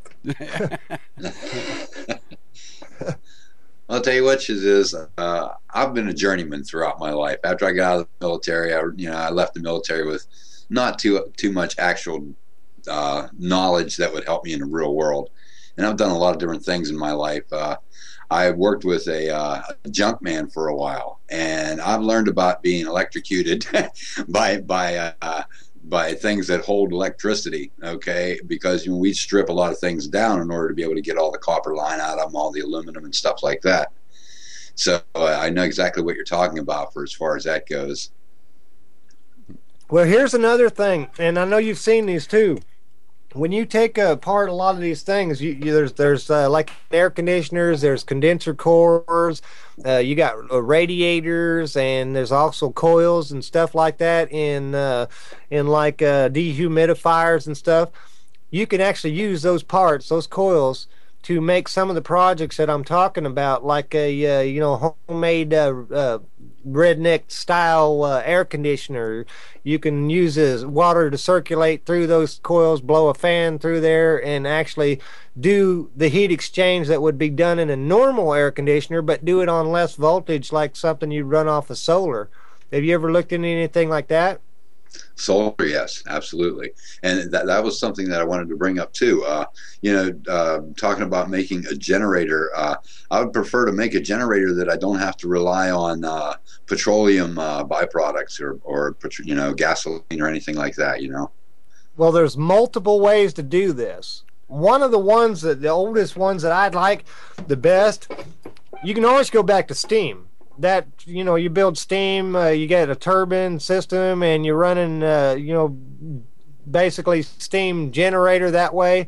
Those are all things that can be done already. They're real simple projects. If you ever need any ideas on that, heck, call me up on Skype anytime. Anybody can call me up on Skype. I usually accept all contacts unless somebody's trying to sell me something or whatever. But if you can't figure out the steam one, you got the Stirling engine, and that's a simple concept. I got a buddy over there in Texas, Muddy Mudman. Go watch his video on how to build a little tin can, basically made it out of coffee cans, Stirling engine. And that's the one that works off of hot air and cold air. So essentially you got a little heat underneath the bottom of it, and it heats up the air inside there, which pushes the piston up, and when the piston gets high enough, it raises a cam that allows fresh air to come back in and cools that air down, and the piston goes back down. And so far as fuel sources, you could, if you did it right, you could literally use rotting compost piles by sticking the end of the Stirling engine down in the bottom of a compost pile. You would get enough heat to turn that Stirling engine. Or you could build it as a combination of firewood slash Stirling engine slash generator, because when you're burning firewood, you get a lot of heat in your house, but there is a whole lot of wasted energy to burning firewood. I mean, there's so much that you could do. You could turn your fireplace in. If you're burning firewood, you can wrap copper tubing around that firewood, or around the fireplace, and as you're heating that wood, you're heating water as well. So you're actually getting hot water. If you're getting hot enough to literally produce steam, you could use that steam energy to make a steam generator. Just by using the heat rising off of the stove itself, you can make a little fan that will have a turbine at the bottom, and as the heat rises, when heat rises, it will literally turn that turbine, which will turn the fan, and so that would circulate the hot air throughout your house without having to use any electricity. You can take that same type of scenario and use thermoelectrics like the Peltier element to literally produce enough electricity to run an electric fan nearby. You could take the heat that's being lost up out of the actual chimney itself. You can run tubing up there and heat even more hot water. You could use that thing to such an extent where you get electricity, you get hot water, you get the heat you needed and everything else, and you can even cook your biscuits on that thing. Yeah. Nice. That's basically not putting all your eggs in one basket. You could use all of the things that nature has to offer. I mean, everybody probably has a downspout on their house. As the water's coming down, you make use some little bitty some little bitty hydro generators.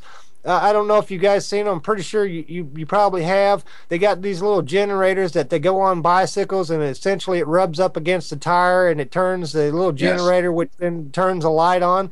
So if you had those mounted in the downspouts of your drains off of your house, and with a little bitty paddle wheel inside there, as that rain's falling down, put it down far enough to where you actually get some serious torque to that thing.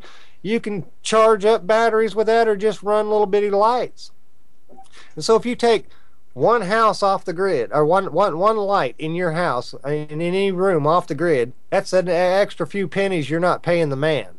If you do that once a month, you go out and buy you a little mini solar panel, you set it up on your roof, and it's charging a light, and instead of using the switch for your house, you just turn that little light on and use that for your lighting.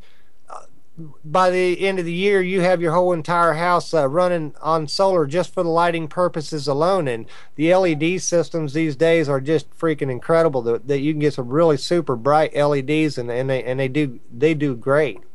But I mean, it just goes on and on and on. I wish we had a year to talk about this stuff. Well, that's one of the questions I always want to bring up, and I know it sounds very simplistic question. But when you put it to people who think, yeah, great and that, but they actually don't actually think of the magnitude of the question. If we had free energy, what would life be like? And most people think, well, I'd get free TV and, you know, and free lighting and things like that. But they don't realise the potential of it. Well, number one, if you have free energy, you can literally bring about peace on Earth, because a lot of the skirmishes and the wars and all that are basically fought over resources. So all the ignorance of what we already have free energy. If you can't find free energy, you're simply not looking hard enough for it. That's all there is to it. But if we had free energy in the least bit, on the smallest scale, my bill here in my house, if I run my house off the grid, my bill is, in the worst part of the year, $300 a month. That's a fat chunk of change that I could be putting towards something else, food or something that I'd like, maybe take an extra vacation.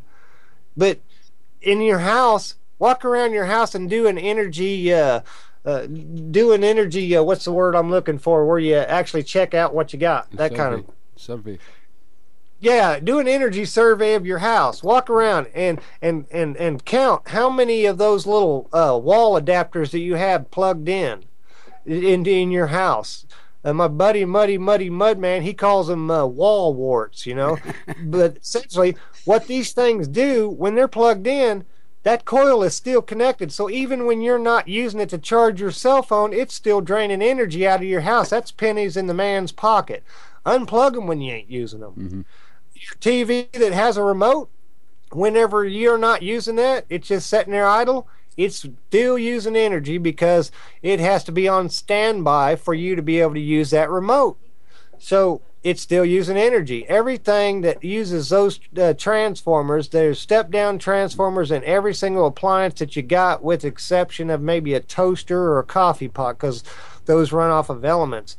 But the step-down transformers, the primary coil is always energized. You can walk up there and you can feel it, and you can feel it's warm because it's been plugged in all that time. Well, that's what. So go ahead. Sorry. So even like a phone charger. Yep. Wow. They're still using energy. So when you're not using them, unplug them. And if you do this for a month or two, you'll watch your bill go down. You go from incandescent bulbs to the old energy saver bulbs. You'll watch them go down, but there's better methods out there.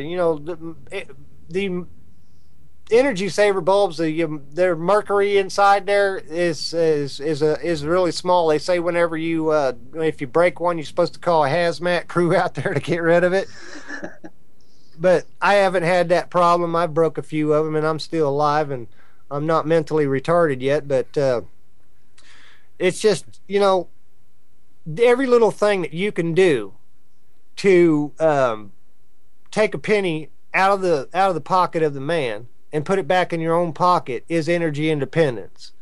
So if only once a month you can go out and buy you just any size solar panel and just use it for any purpose that you normally do. If you're going to charge your cell phone, instead of using 120 volts AC to charge your cell phone, use a little solar panel to charge your cell phone. And so you're not paying the man. It's going to pay for itself. You see where I'm coming from? Mm-hmm. Yes. Well, they say the biggest energy saver is yourself. That's right. And back to our hypothetical, everything done went to hell in the handbasket thing. You wake up in the morning, the power grid went down, the whole system's just, and you finally, after about a week or two, realize the power is never coming back on. I mean, it's so tore up that it's never coming back on. Guess what you're sitting on? Any clues? Gold mine in your house. Yeah, you're sitting on a gold mine. Number one, your house is already wired. All right? You just got to rethink things a little bit.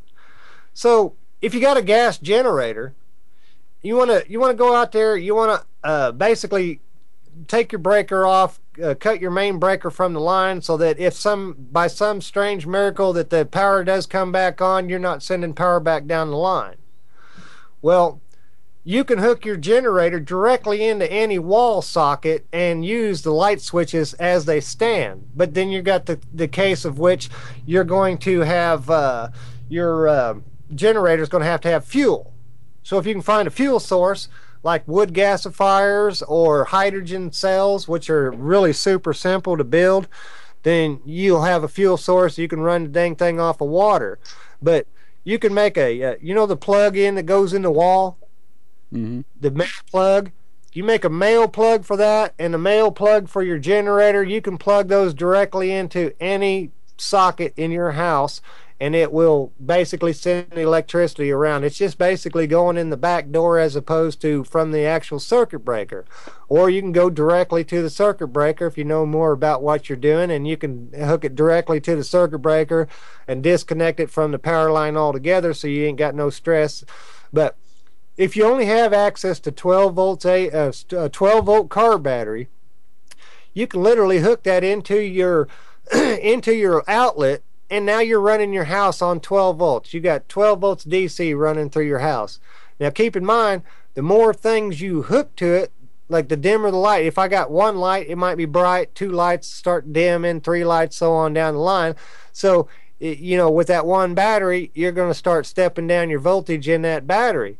But if you add multiple batteries to that, like instead of one battery, you have 40 batteries in line, and don't think that just because a battery, it's like whenever you go to start your car, the battery is bad, and you take it up there and you get your new battery and you turn that one in, that battery's no good anymore. The battery has one dead cell, but it can be reconditioned. There's chemicals out there that actually do so. But even a battery with one dead cell still has storage capabilities. Put that all the way at the end of the line of your battery bank, and you still have that juice running through there. And it will still store energy. So even a battery with a dead cell is worth saving. If it'll hold any charge whatsoever, it's still worth saving. So that's something that would be good knowledge for if you're going to build you a battery bank, because if somebody's going to throw away their battery because they say it's bad, it won't start the car anymore, say, hey, brother, you mind if I have that? Yeah, sure, go ahead. That's gold. But could you huh? Sorry. Could you replace the standard batteries with hydrogen cells? Well, you mean, what are you talking about? Like for storage, for energy storage. Well, the hydrogen cell is essentially where you're going to use the batteries to separate the hydrogen and the oxygen from the water molecule. Oh, I see what you're saying. Okay, yeah, okay, my mistake. But gotcha. You can't use capacitors on the other hand. Like, let's say you had let's say you had a box of 100 capacitors out of microwaves that you stored up. You can run all those in parallel, or you can run them all in series depending on how much voltage you need. You can charge them capacitors up, and you can literally use those capacitors as batteries. That's something that a lot of people don't realize. Okay.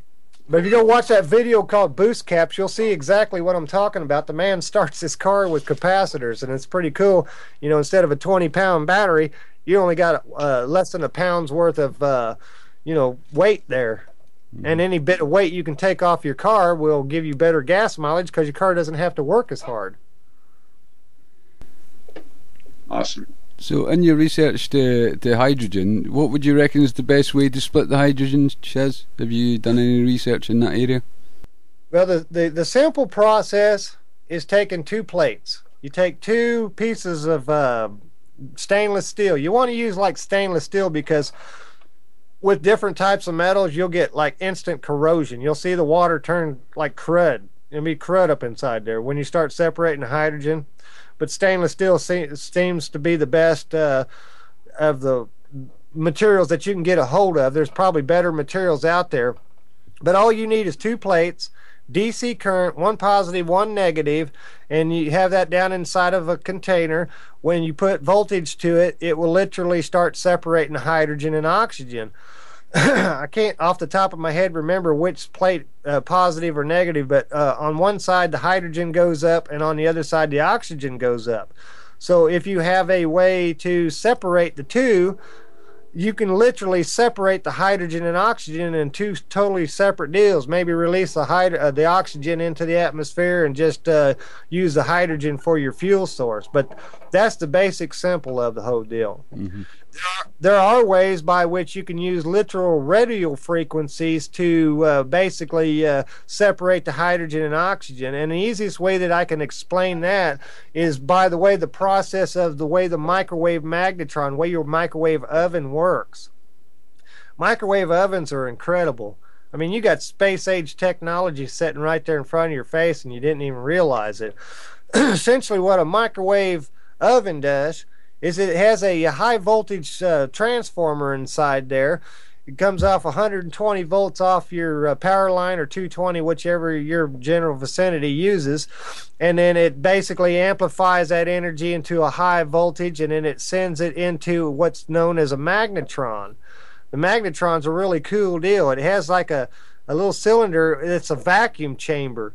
And so inside that vacuum chamber, if you look inside your light bulb, you'll see that there's a little tungsten element inside your light bulb, and essentially whenever you send energy through there, it heats up that tungsten element, but since it's in a vacuum, it won't burn in half, and so you get light. You get light from the heat and all that kind of stuff. But if you was to go up there and poke a hole in your light bulb, it would immediately burn out because now it has oxygen, so it can burn. It wouldn't last but a split second. Well, inside the microwave magnetron, there's a little heating element just like inside the light bulb, and it gets hot. And when it gets hot, it starts to release electrons inside there. On both sides of the microwave magnetron, there are 2 magnets, and one's facing north and one's facing south. And as the electrons are being released inside this vacuum, they begin to spin because of the magnetic field on the magnet in the back. When they start to spin around in there, they're building up a lot of electrons. Those electrons go in through a little disc that has a whole bunch of tiny holes drilled in it, and those electrons get trapped up inside there, and it gets them to spinning even faster. So from there, the other magnet on the other side literally draws them electrons through to an antenna that sends out a really short, super fast wave, a radio frequency wave that just basically short and super fast. Well, since water is a dipole molecule, it has both a positive and a negative charge to it. You know, it's like a magnet. It has a north and a south pole. Mm-hmm. When that radio wave, when that microwave comes flip-flopping through there like a fish, you know, up and down, wavy, it hits the negative side, pushes it one way, and then and on the peak hits the positive and pushes it back the other way. It literally gets the water molecules vibrating so fast that they create friction, which in turn creates heat, which cooks your food inside the microwave. And so with radio frequencies, you can do the same thing to water. You can literally start it up. If you got the right frequency, you can vibrate those water molecules apart, separate the hydrogen and oxygen, and so all you need to get it started is one initial high voltage arc, light the fire, and then all you got to do from then on is just maintain that frequency, and you got hydrogen on demand. Brilliant. So you talked yeah. You talked about vibration there.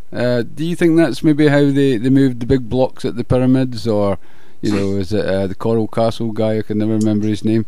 Do you reckon that's how they moved them, or do you have a different theory? I believe it had something to do with that, because everything has a frequency.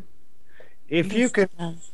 if you can change the frequency of any given object, it's like this. If you can picture it like this, you take a pool of water, a little pan of water, and you put it down on the ground. If a flea jumps on that water, he can literally float on that water, right? He can just walk around. He can skate. Mm-hmm. All right. But if you drop in a little bit of dish soap and you change the frequency of that water, that flea sinks, and then in 15 minutes he's drowned. All right. You remember? Did you ever look into the Philadelphia Project? Yeah, I did. Yeah, yeah, How they talked about those guys that got stuck inside the bulkhead? yeah. Well, because when they pulse that system, as long as they would have stood perfectly still, not have moved an inch, not even scratch or sneeze, just kind of just stand there perfectly still, they're vibrating at the same frequency as to what that ship was vibrating at. All right? Well, the moment that they moved, like whenever they saw whatever it was that they saw, it scared them and they jumped back. The moment they moved, just by that action of them moving, changed their body frequency enough to where it no longer was compatible with that ship's frequency, and they fell through the deck. When it popped out the opposite side, they were literally stuck inside the deck of the ship. You see where I'm coming from? Mm-hmm. Yes. And so, if you've ever seen opera singers, you know, they'll raise their voice to the right resonancy, and they can get a glass to vibrate, and then eventually it will shatter. So that's an example of how frequencies can actually manipulate matter itself. So under the right circumstances, you could get a object that maybe weighed 1,000 pounds, vibrated at either a super low frequency, beyond what the Earth is itself, or more, whichever way that he went when he did that.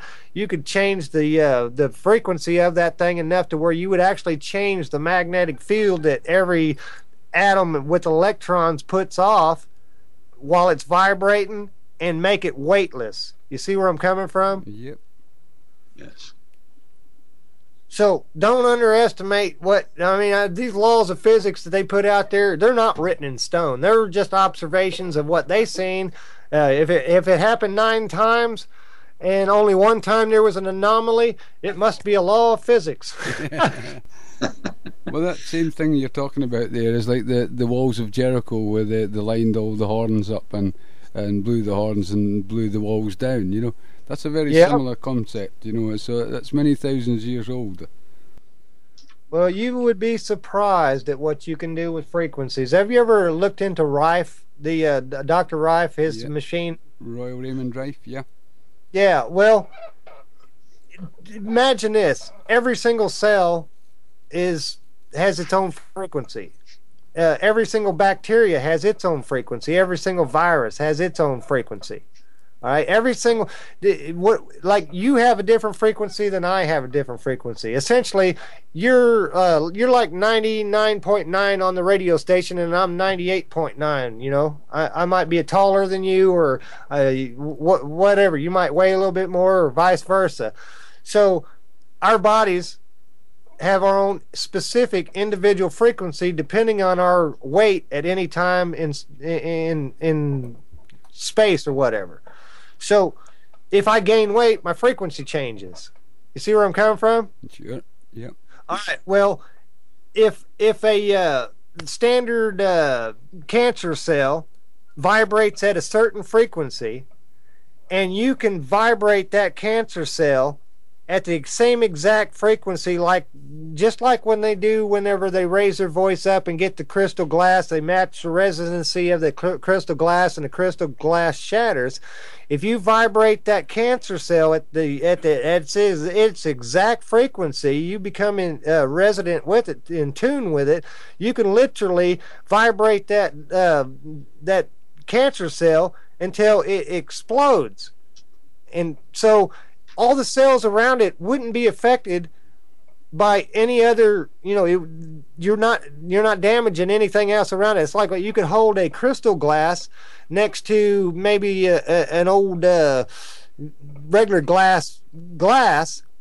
When you raise your voice up at both of them at the same exact frequency, the crystal glass will shatter, but the other one's just fine. You see where I'm coming from? Mm-hmm. Mm-hmm.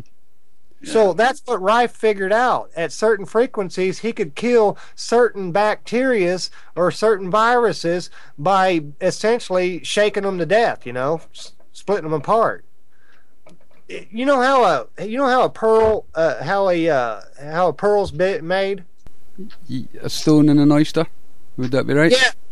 Yeah. The oyster can't. The oyster doesn't have a tongue, so it can't spit that pearl out. Or that sand. It can't. When the wave comes in, a little grain of sand drops in the oyster's mouth. He's just opening his mouth trying to get his little planktons and get his nutrition and all that. Well, suddenly he gets a piece of sand in there. Well, he can't spit it out. And so what happens is his immune system begins to start covering it up. It starts coating it because it's trying to dissolve it, but it can't get rid of it because it's a synthetic and it just, you can't get rid of it. And so eventually it ends up being a pearl. The same thing happens in the human body. I've had people say that cancer is a virus, but I don't believe so. From all the research that I've done, cancer to me is a synthetic. There's certain things that your body can absorb and expel through pores or through the lining of your veins or whatever. But what happens is when you get a synthetic in your body, let's say microscopic piece of sand, just hypothetically, we're going to just use a microscopic piece of sand, just like that pearl. Well, when it gets into my bloodstream, my blood can't get rid of it.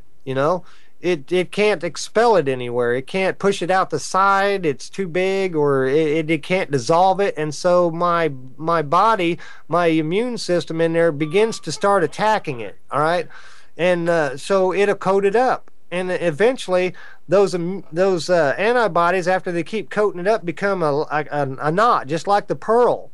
And after a while becomes a mass. It becomes a life of its own, and so essentially attaches itself or gets into a position to where it's literally pushing against a vital organ and causes you problems. So if you absorb a synthetic into your body and somehow or another it gets down into your fatty tissues or whatever, and your immune system begins to attack it because it's a foreign object, like if you got a thorn stuck in your hand, how it gets all pussy, and then eventually the pus will push the thorn out and dissolve it because it's a natural kind of wood or whatever. You see where I'm coming from? Sure. Yep.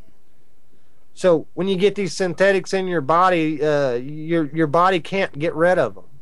But if you know the chemistry makeup of that actual synthetic, you can literally use frequencies to destroy that individually without damaging any cells around it. When you say synthetic, you just mean in a foreign body or a toxin, or you mean in maybe something else? Well, like like the different things that aren't natural, like the man-made sugar, saccharin, or there's another one out there, aspartame. If you actually go down to the molecule in which it's made, how it's made synthetically, as opposed to a natural sugar. You see where I'm coming from? Yep, sure. Well, your body can't get rid of it. If it doesn't flush out the through the normal plumbing system, if it absorbs into the walls of your colon or your body or whatever, if it makes its way inside the system, when you open your mouth and you take a drink, it goes through a process, the plumbing. It goes down your esophagus, down into your stomach, and basically is dissolved by acids, and basically pulls the nutrients out, which sends it around to your body to feed all the cells in your body and all that kind of stuff. Well, if you put a synthetic down your body, like let's say every day I'm drinking tons of soda with diet soda with aspartame in it. Well, those when those when the majority of that soda is finally broke down and the real portions of it get distributed throughout, and it's finally down to the tiny microscopic pieces of the aspartame, and somehow or another it gets absorbed into my body. My body suddenly realizes there's a foreign invader inside my body, and it comes in to attack this foreign invader with antibodies. And when it realizes that it can't dissolve it, then it begins to attack it, and it begins to coat it up, basically combining it in a mass. And eventually that mass will form a knot. And so if multiples of these got up inside there, then you'd have knots all over inside your fatty systems or wherever next to your vital organs. And eventually that mass would literally take on a life of its own, and it would be essentially every time you eat, you would be feeding this thing. It's like your body grows. You get fat when you eat a whole lot of Twinkies or whatever. You see where I'm coming from? Yep. But it's a simple deal. If you get back to nature, if there was a way that you could go clear up to the Antarctic and you could drill down a couple thousand feet and get down to the purest of water that there is, and I'm sure the elite have figured this out, you could get down to the purest of water, back to nature before all the chlorine and the fluoride and all the crud that they put in the water system these days.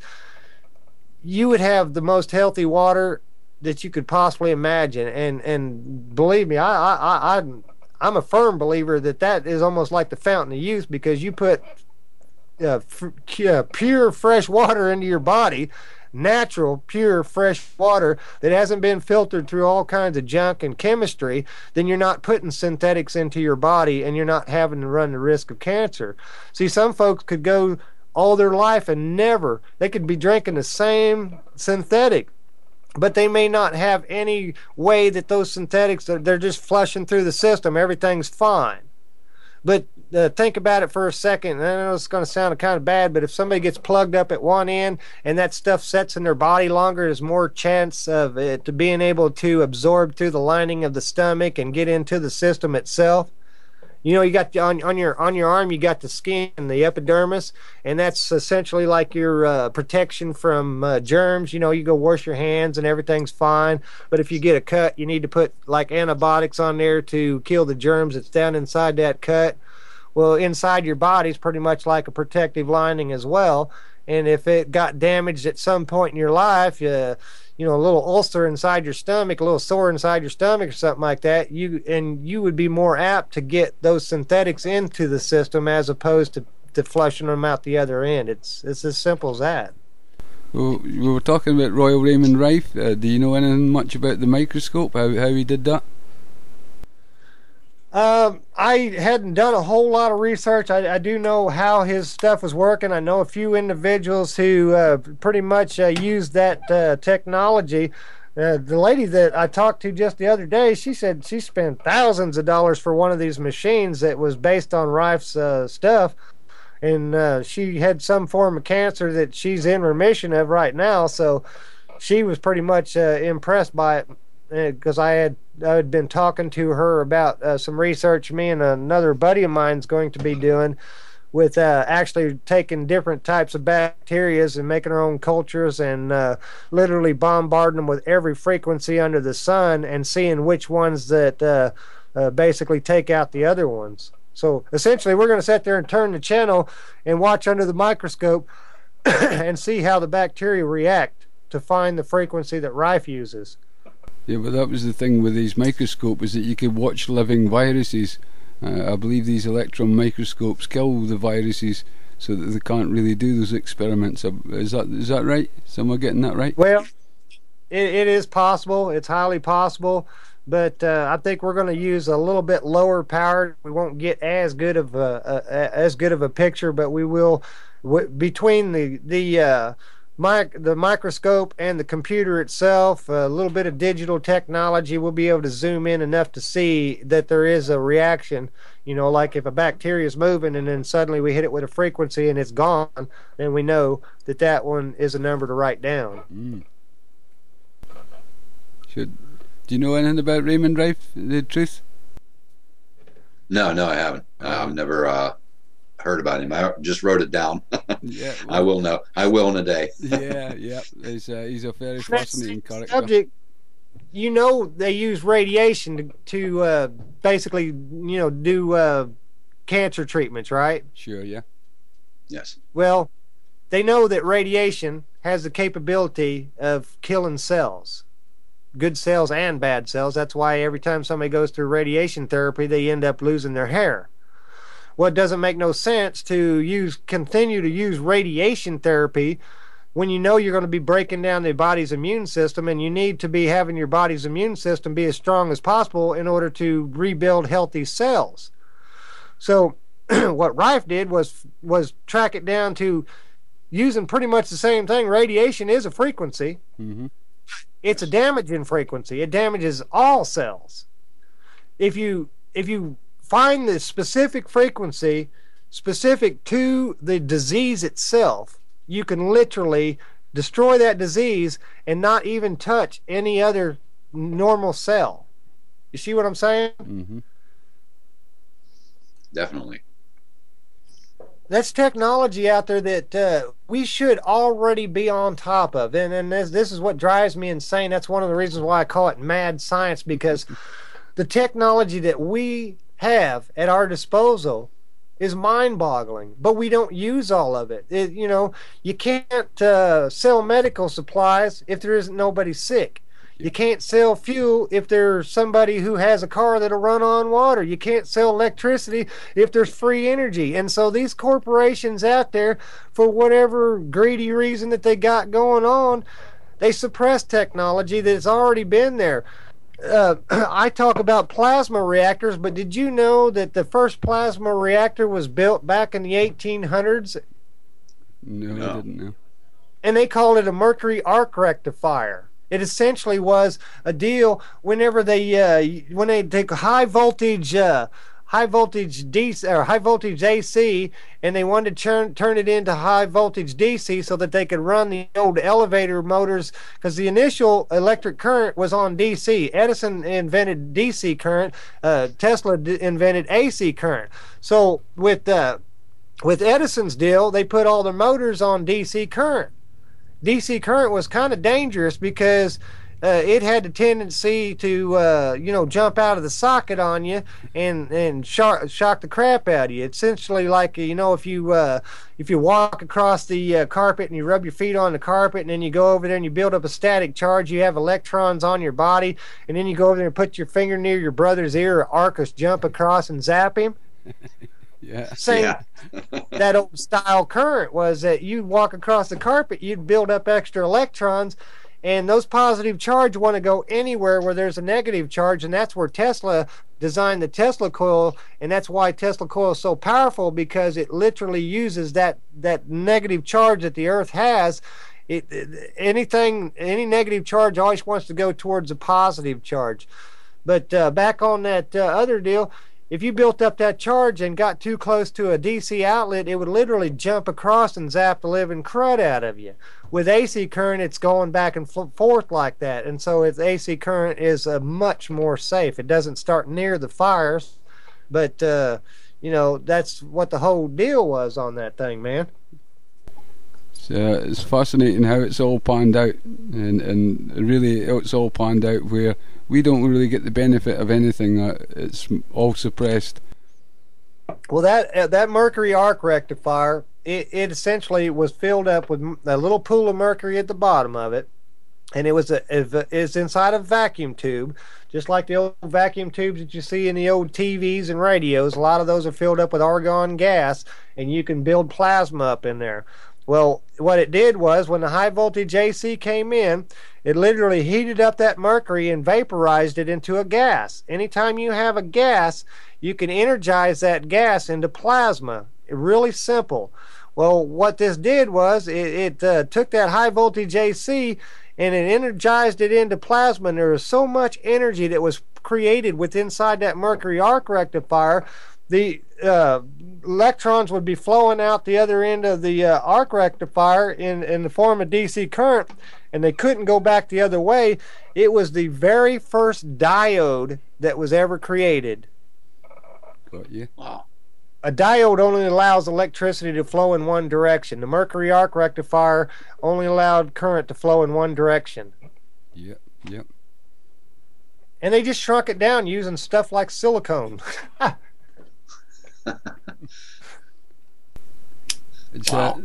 you know, do you ever think this technology or the free energy will come about and get and come to fruition?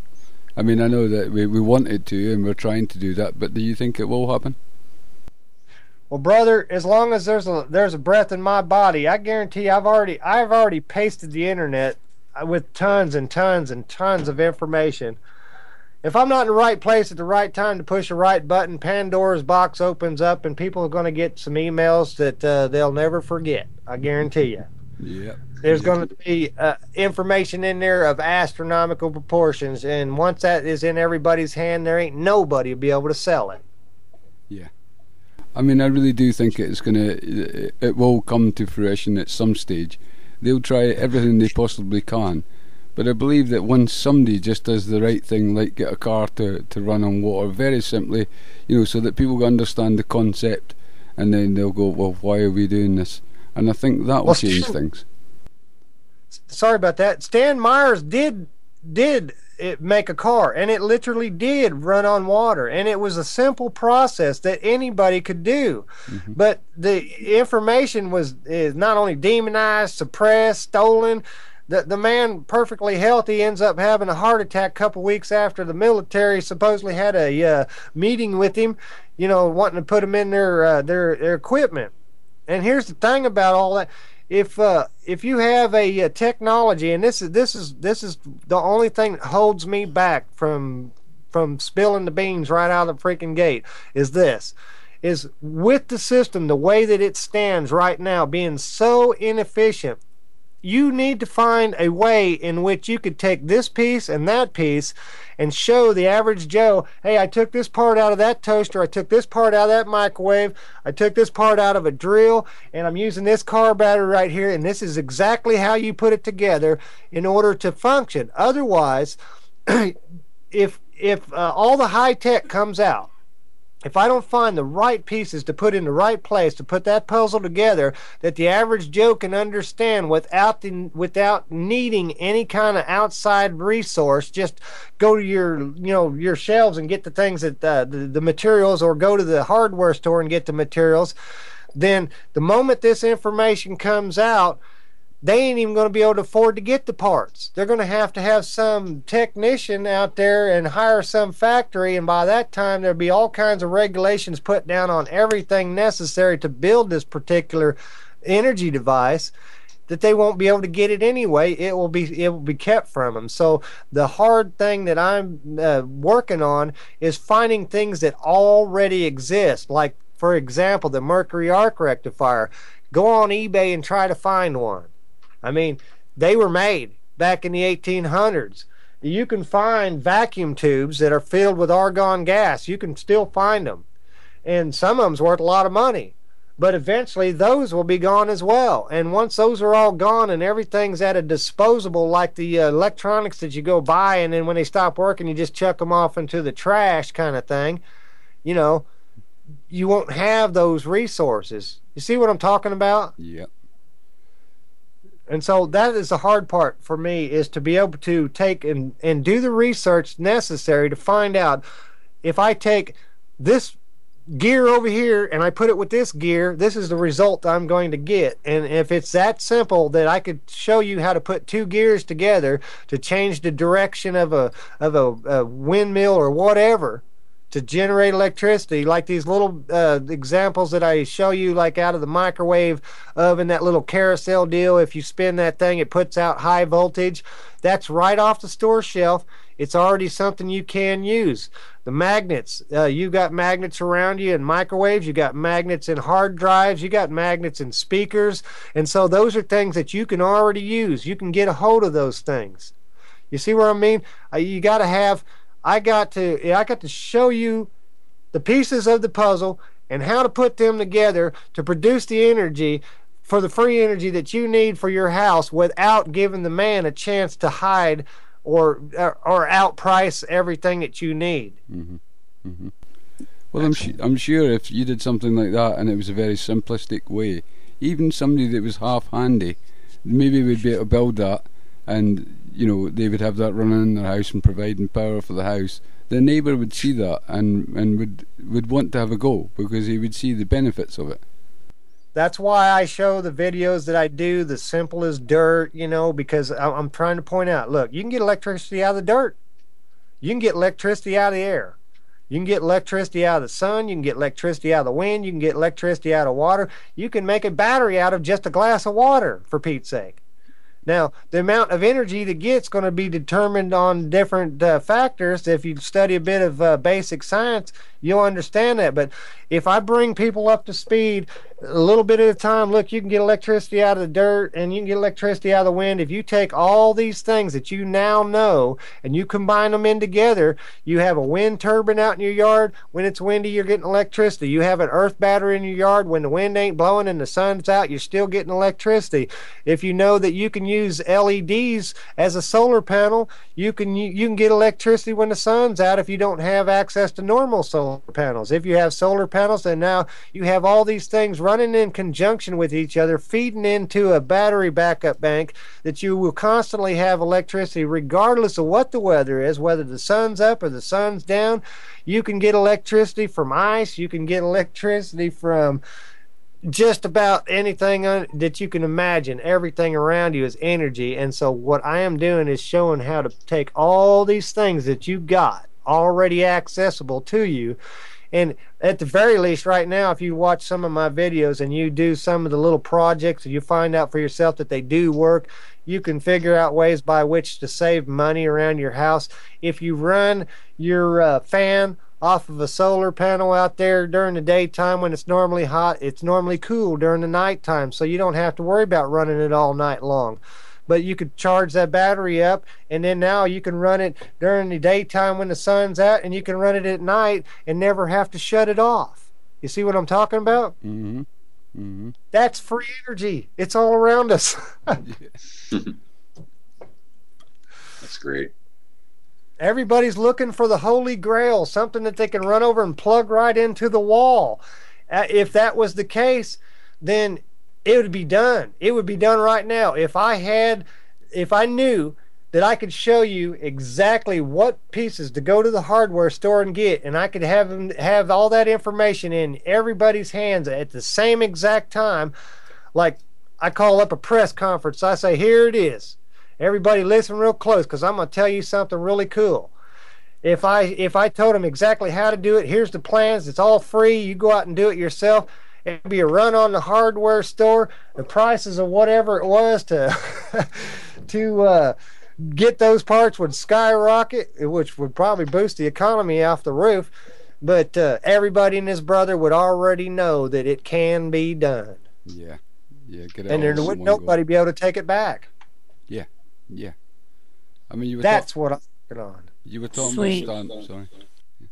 You were talking about Stan Myers earlier on. I actually remember seeing him on national TV in 1985, showing his water power car, and yeah, they tried to mock him too. Yeah, and because this is how they do it.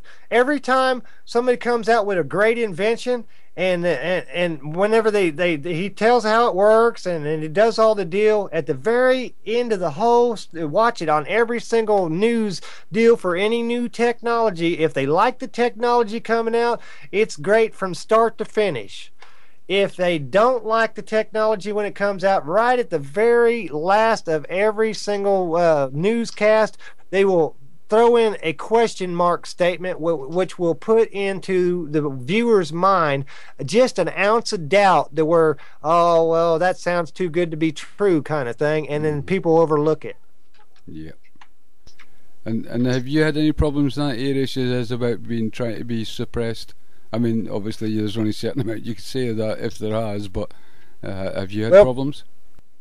Computer-wise, I've been attacked a few times when I'm trying to spread some information, but the only way that right now the things that I do, I don't try to patent them. I'm not looking to sell anything. I'm not looking to make any money off of it whatsoever. Any bit of information that I got, I'm passing it on for free.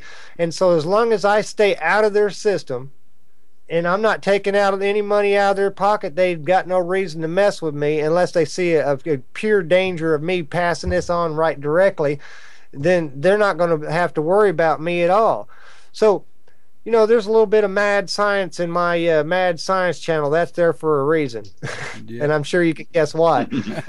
But when it all comes down to it, those guys that go out there to try to patent free energy devices, if you notice, if you go look back through the U.S. patents, they won't give a patent to anybody who says anything about perpetual motion or free energy. You can't get a patent.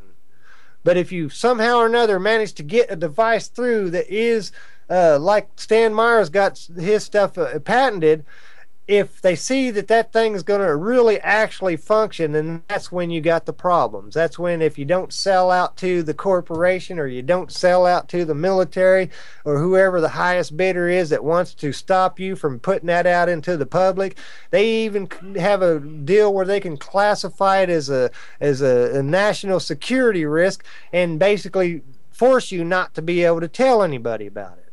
Yeah. Wow. So I'm taking everybody step by step. We're on this journey together, and whenever we get up there right to the eureka moment, before they even know what hit them, bam, everybody's going to know how it works. They're going to know how to do it. They're going to know what supplies they need, and they're going to know that they can afford it. And there ain't nobody in his brother after that can sell it. Yeah. Did you hear the story of Myers when he went and patented the hydrogen, where you could make hydrogen? Did you hear that story? I probably did. It's where he's in the patent office, and it was at the time when everybody smoked, you know, and at their desks and whatever. And Stan Myers plugged this thing in, and it started producing hydrogen at a furious rate. And the guy just ran away shouting, "Everybody put the cigarettes out!" You know? That proved it was making hydrogen, didn't it? Yeah, they didn't want to give him a patent for it, but they sure showed their colors when they ran out that door, didn't they? Yep. But that's the thing, you know, people think that it's a conspiracy theory, that the information gets suppressed. But just out of the conversation that you and I have had together, there's a lot of things that I've told you that a lot of people don't really realize. They never even knew it even existed, you know?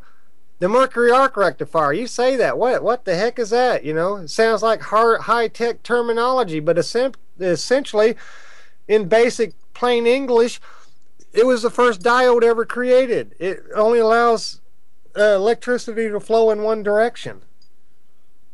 Yeah. That's the basic of it. But it has been around all these years. The first electric car was built back in them days.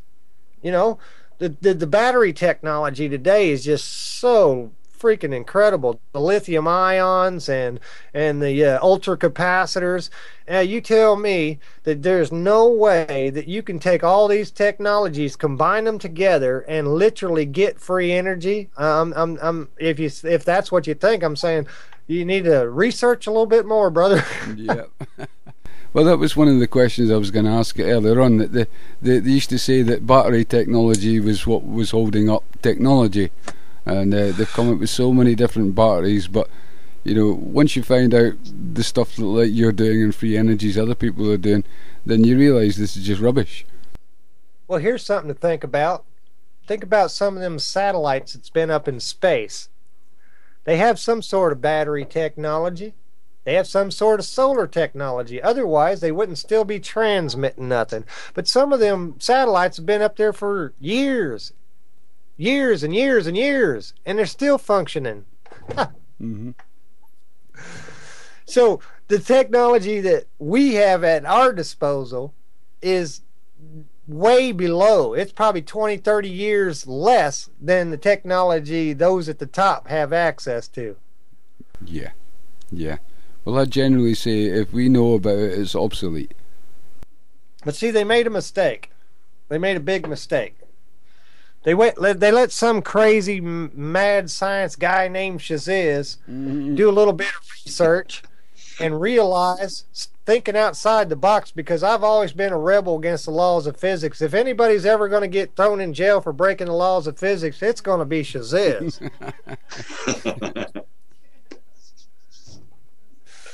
But either way, man, my ultimate goal is this, man. I have a dream, and a lot of people think that my dream is unobtainable. It's only unobtainable if we, the people, don't want it bad enough. I mean, it's easy to stand around and allow everyone else in the world to do things for you. It takes a little bit more effort to get up and help your neighbor. You know, your neighbor's out gardening, you go out there and you feed your neighbor. It takes a little bit more effort and a little bit of sacrifice to go over and feed the homeless person, or go over and try to do some good deed for somebody in need.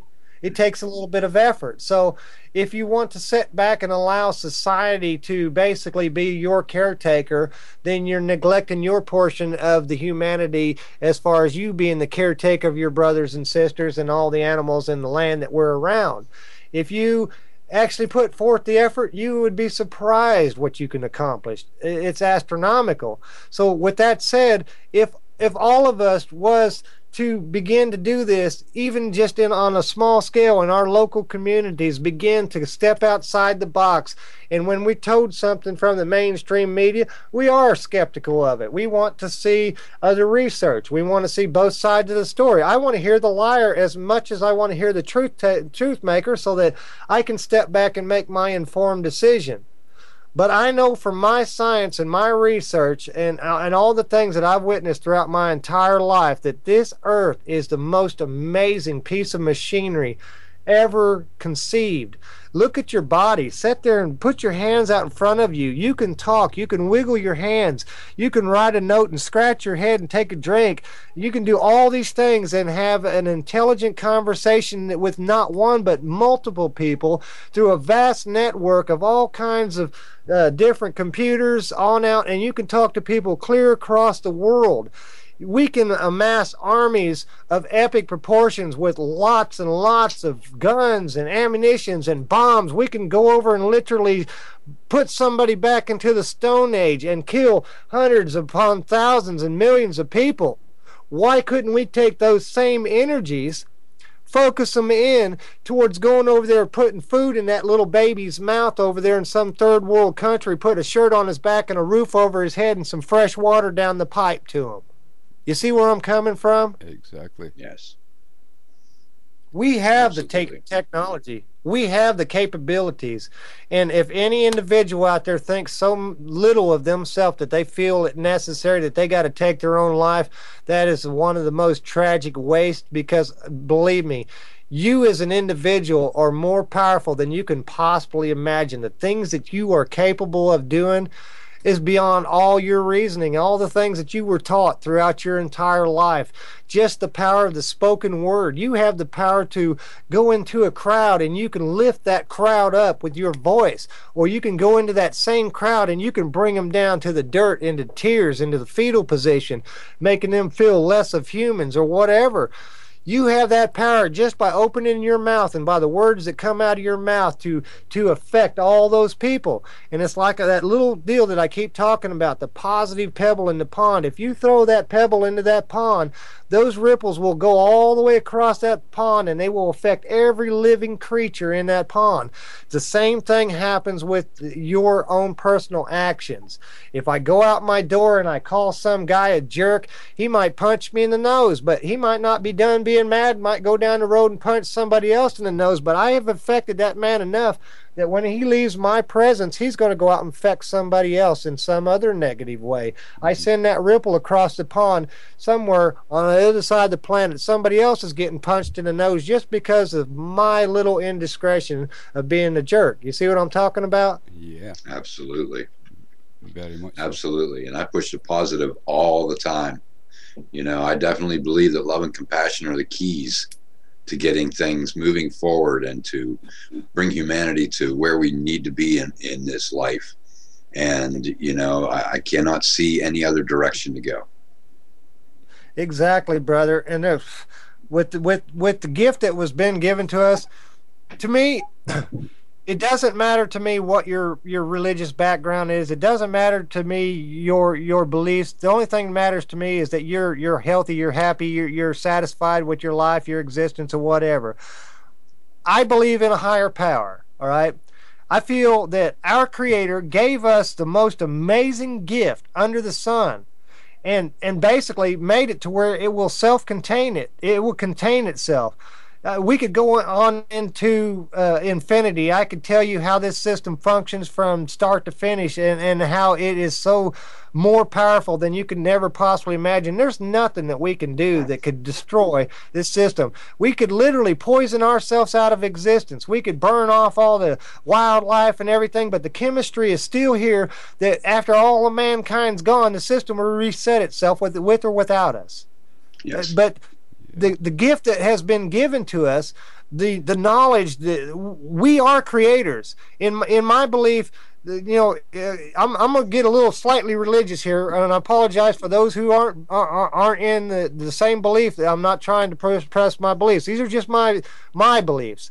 But in the Bible, in Genesis, it said that God created man in His own image. That makes us creators. We create our own destiny. We create our own pain. We create our own suffering. We create our own wars. We create our own misery. And we do this to one another. If we were to use this creativity that we have, you might be an awesome singer. You might be an awesome carpenter. You might be an awesome cook. If you can sing like an angel, stand up and sing like an angel. If you can cook, you're the best cook in the world, stand up and cook the best meal that you can possibly cook for the homeless, the starving person. If you're the best carpenter, stand up and put a roof over that man's head.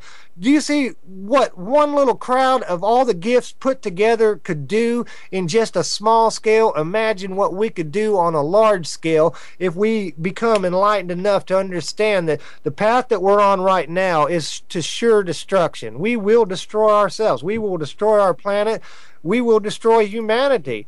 And I believe that if we used all this knowledge that we have at our access, we're standing in the golden era of knowledge right now. Back in the 1800s, they didn't have the internet. They didn't have all this cool technology. They didn't have the capability of reaching out to one another. You had to send a letter to a guy on a horse who would take it to a guy on a boat who would take it over to another guy on a horse who would eventually get it over there. I can get on this microphone and I can talk to my brothers and sisters all over the globe, and I can hear their stories, and I can feel their pain and their love and all that kind of stuff.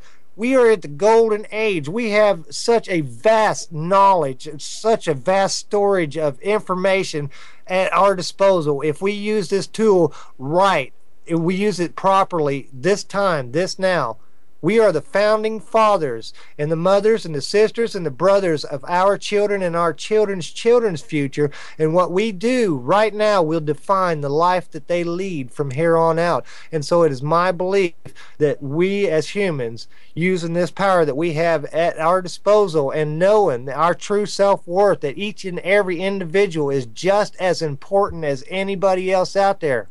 And you are more powerful than you can possibly imagine.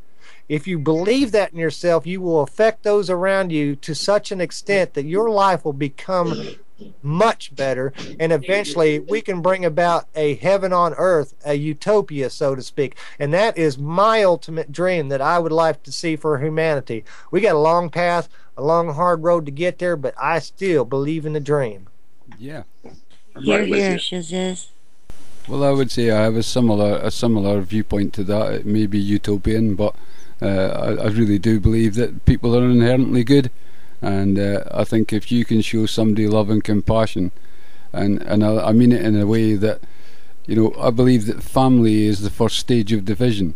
If you would treat every human being like you did your first newborn, then we won't have any problems. We're all somebody's baby, if you like. And I think if you can hold your part of the world up, then you may well be able to help somebody hold their part of the world up. And that's how I see us having a chance to do something about this. And you say we're in the golden age. Well, I think we're probably the only generation, or the last generation, that could probably do something about it. And how, brother? And that's that brings me back to another little point that I know you've probably noticed this. You may not have overlooked it. You notice that every time I leave a conversation or a radio show, the last words coming out of my mouth is peace and love to the world. You know, I love you all, because that positive word coming out is going to make or break somebody's day, and I feel that so strong. And if the last words that you ever hear come out of my mouth, if I die tomorrow and you never hear from me again, you know that I love all of you. Yep. Absolutely. You know about us too. You know we love you too.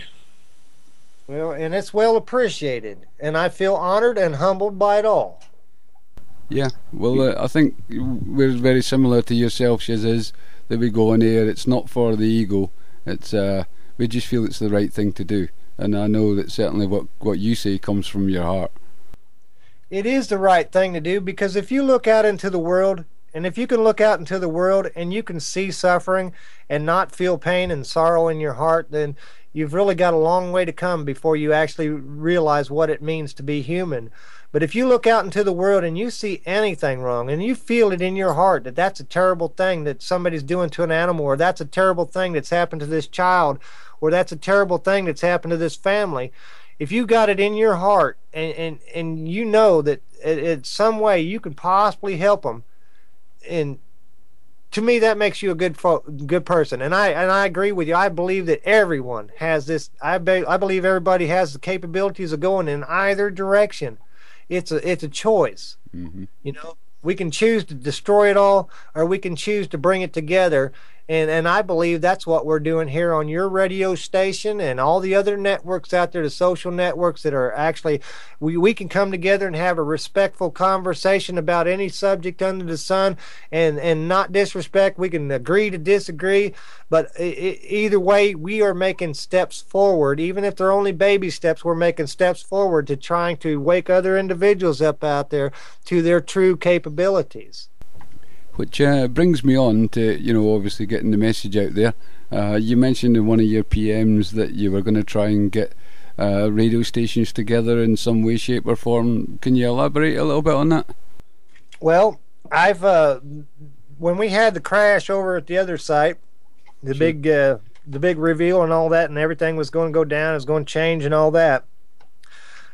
I tell you, I'm pretty sure you've heard already, but the people that actually came together when TNS radio went down, and we was no longer broadcasting on TNS radio, the people that actually came together to make this thing keep rolling, it was just amazing. We had people from every country pulling in there. We were networking. We had multiple networks. I was simulcasting on 3 networks, and those individuals, friends of mine, were simulcasting on multiple other networks. And so we spread that message. TNS, it didn't go down.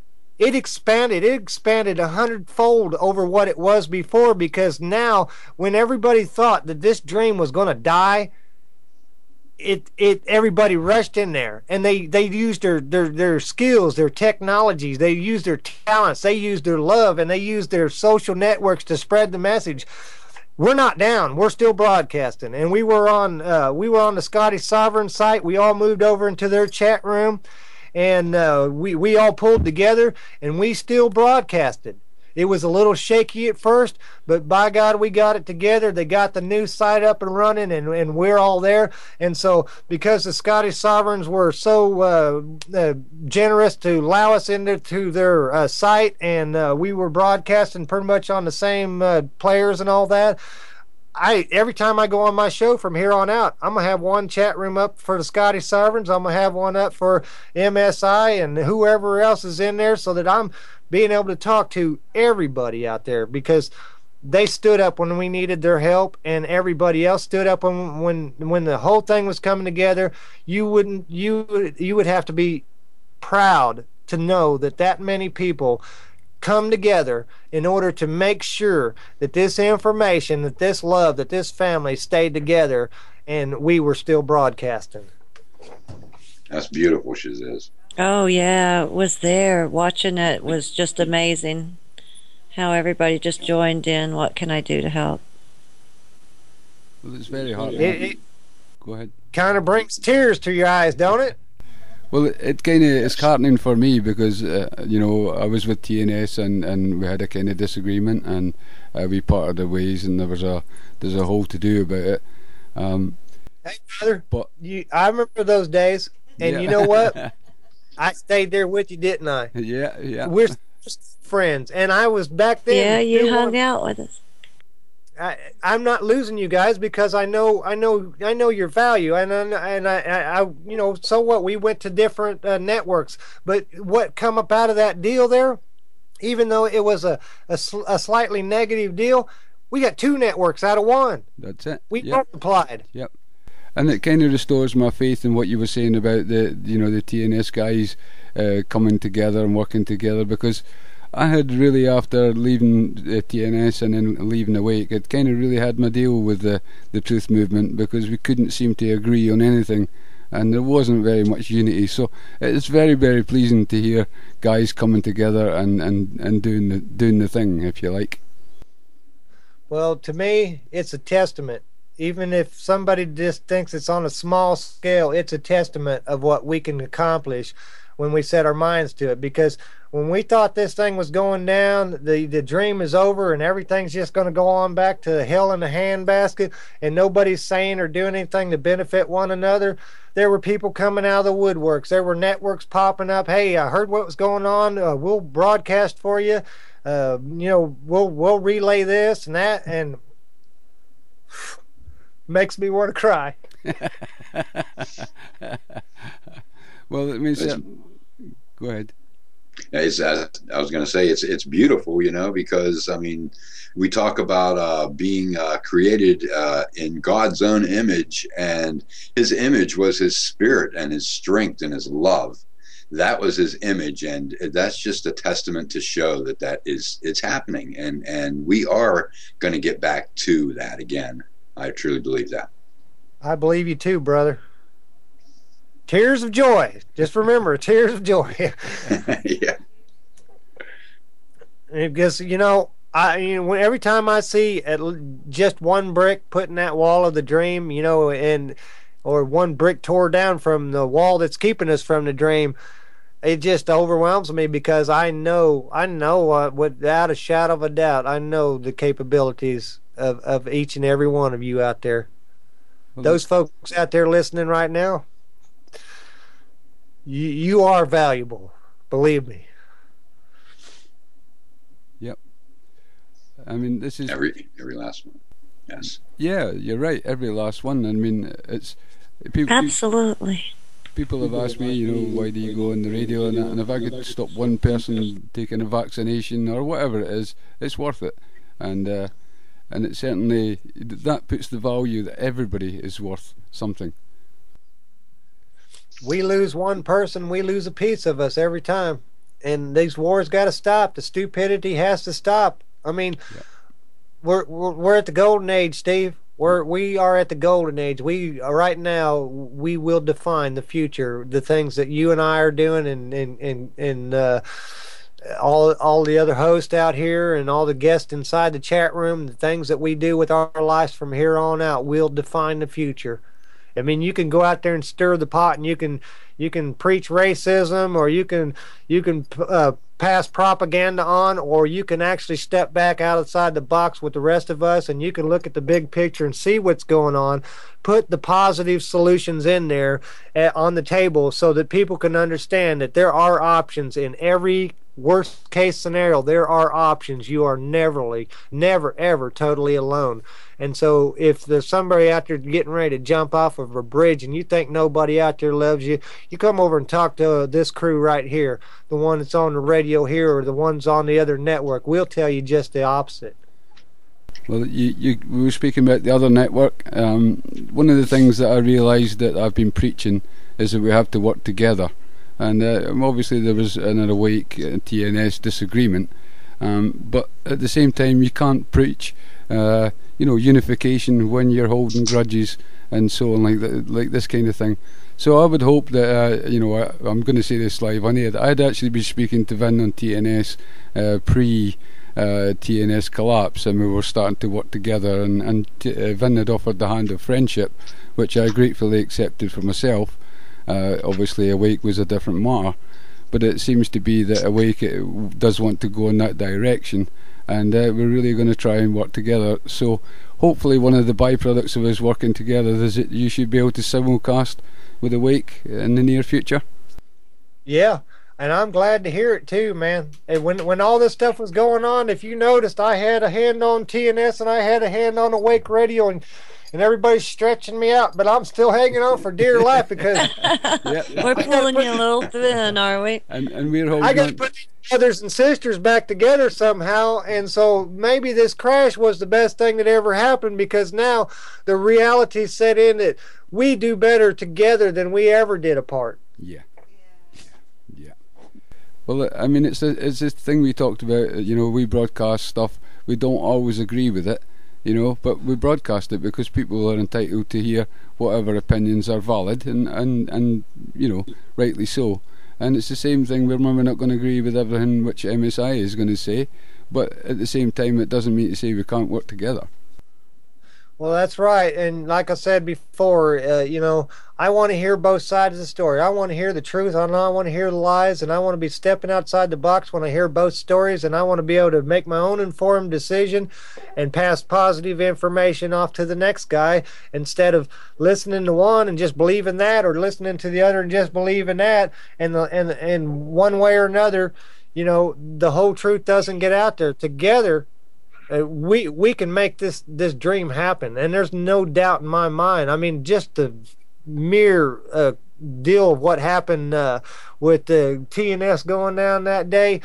Those folks that came together, they were from multiple networks. They were from opposing views and not opposing views. They were people just like you and I, who put all our petty differences aside, came together, made the message happen, and we're still rolling. So, you know, I'll add another encoder. I'll add another 100 encoders. I'll add as many as my computer will handle, and go out to as many networks as humanly possible. Because if I can stand on top of a mountain and shout out to the world peace and love to all of you, and a little bit of common sense to boot, then I'm doing my job. Well, we will hopefully try and put that passage out to you, shazziz, in the very near future, and we were really looking forward to working with you, because you're a lively character, you're a lot of fun and a lot of good information. I would just like to ask Rick and Paula if they have any last things you want to say. That's we're not in any hurry to get off air, but it's about 3 hours, and I would imagine that you would need a little bit of a break. Yeah, I think my wife's waiting on me for dinner. Yeah. The only thing I want to say is that just keep pushing. That's all I can say.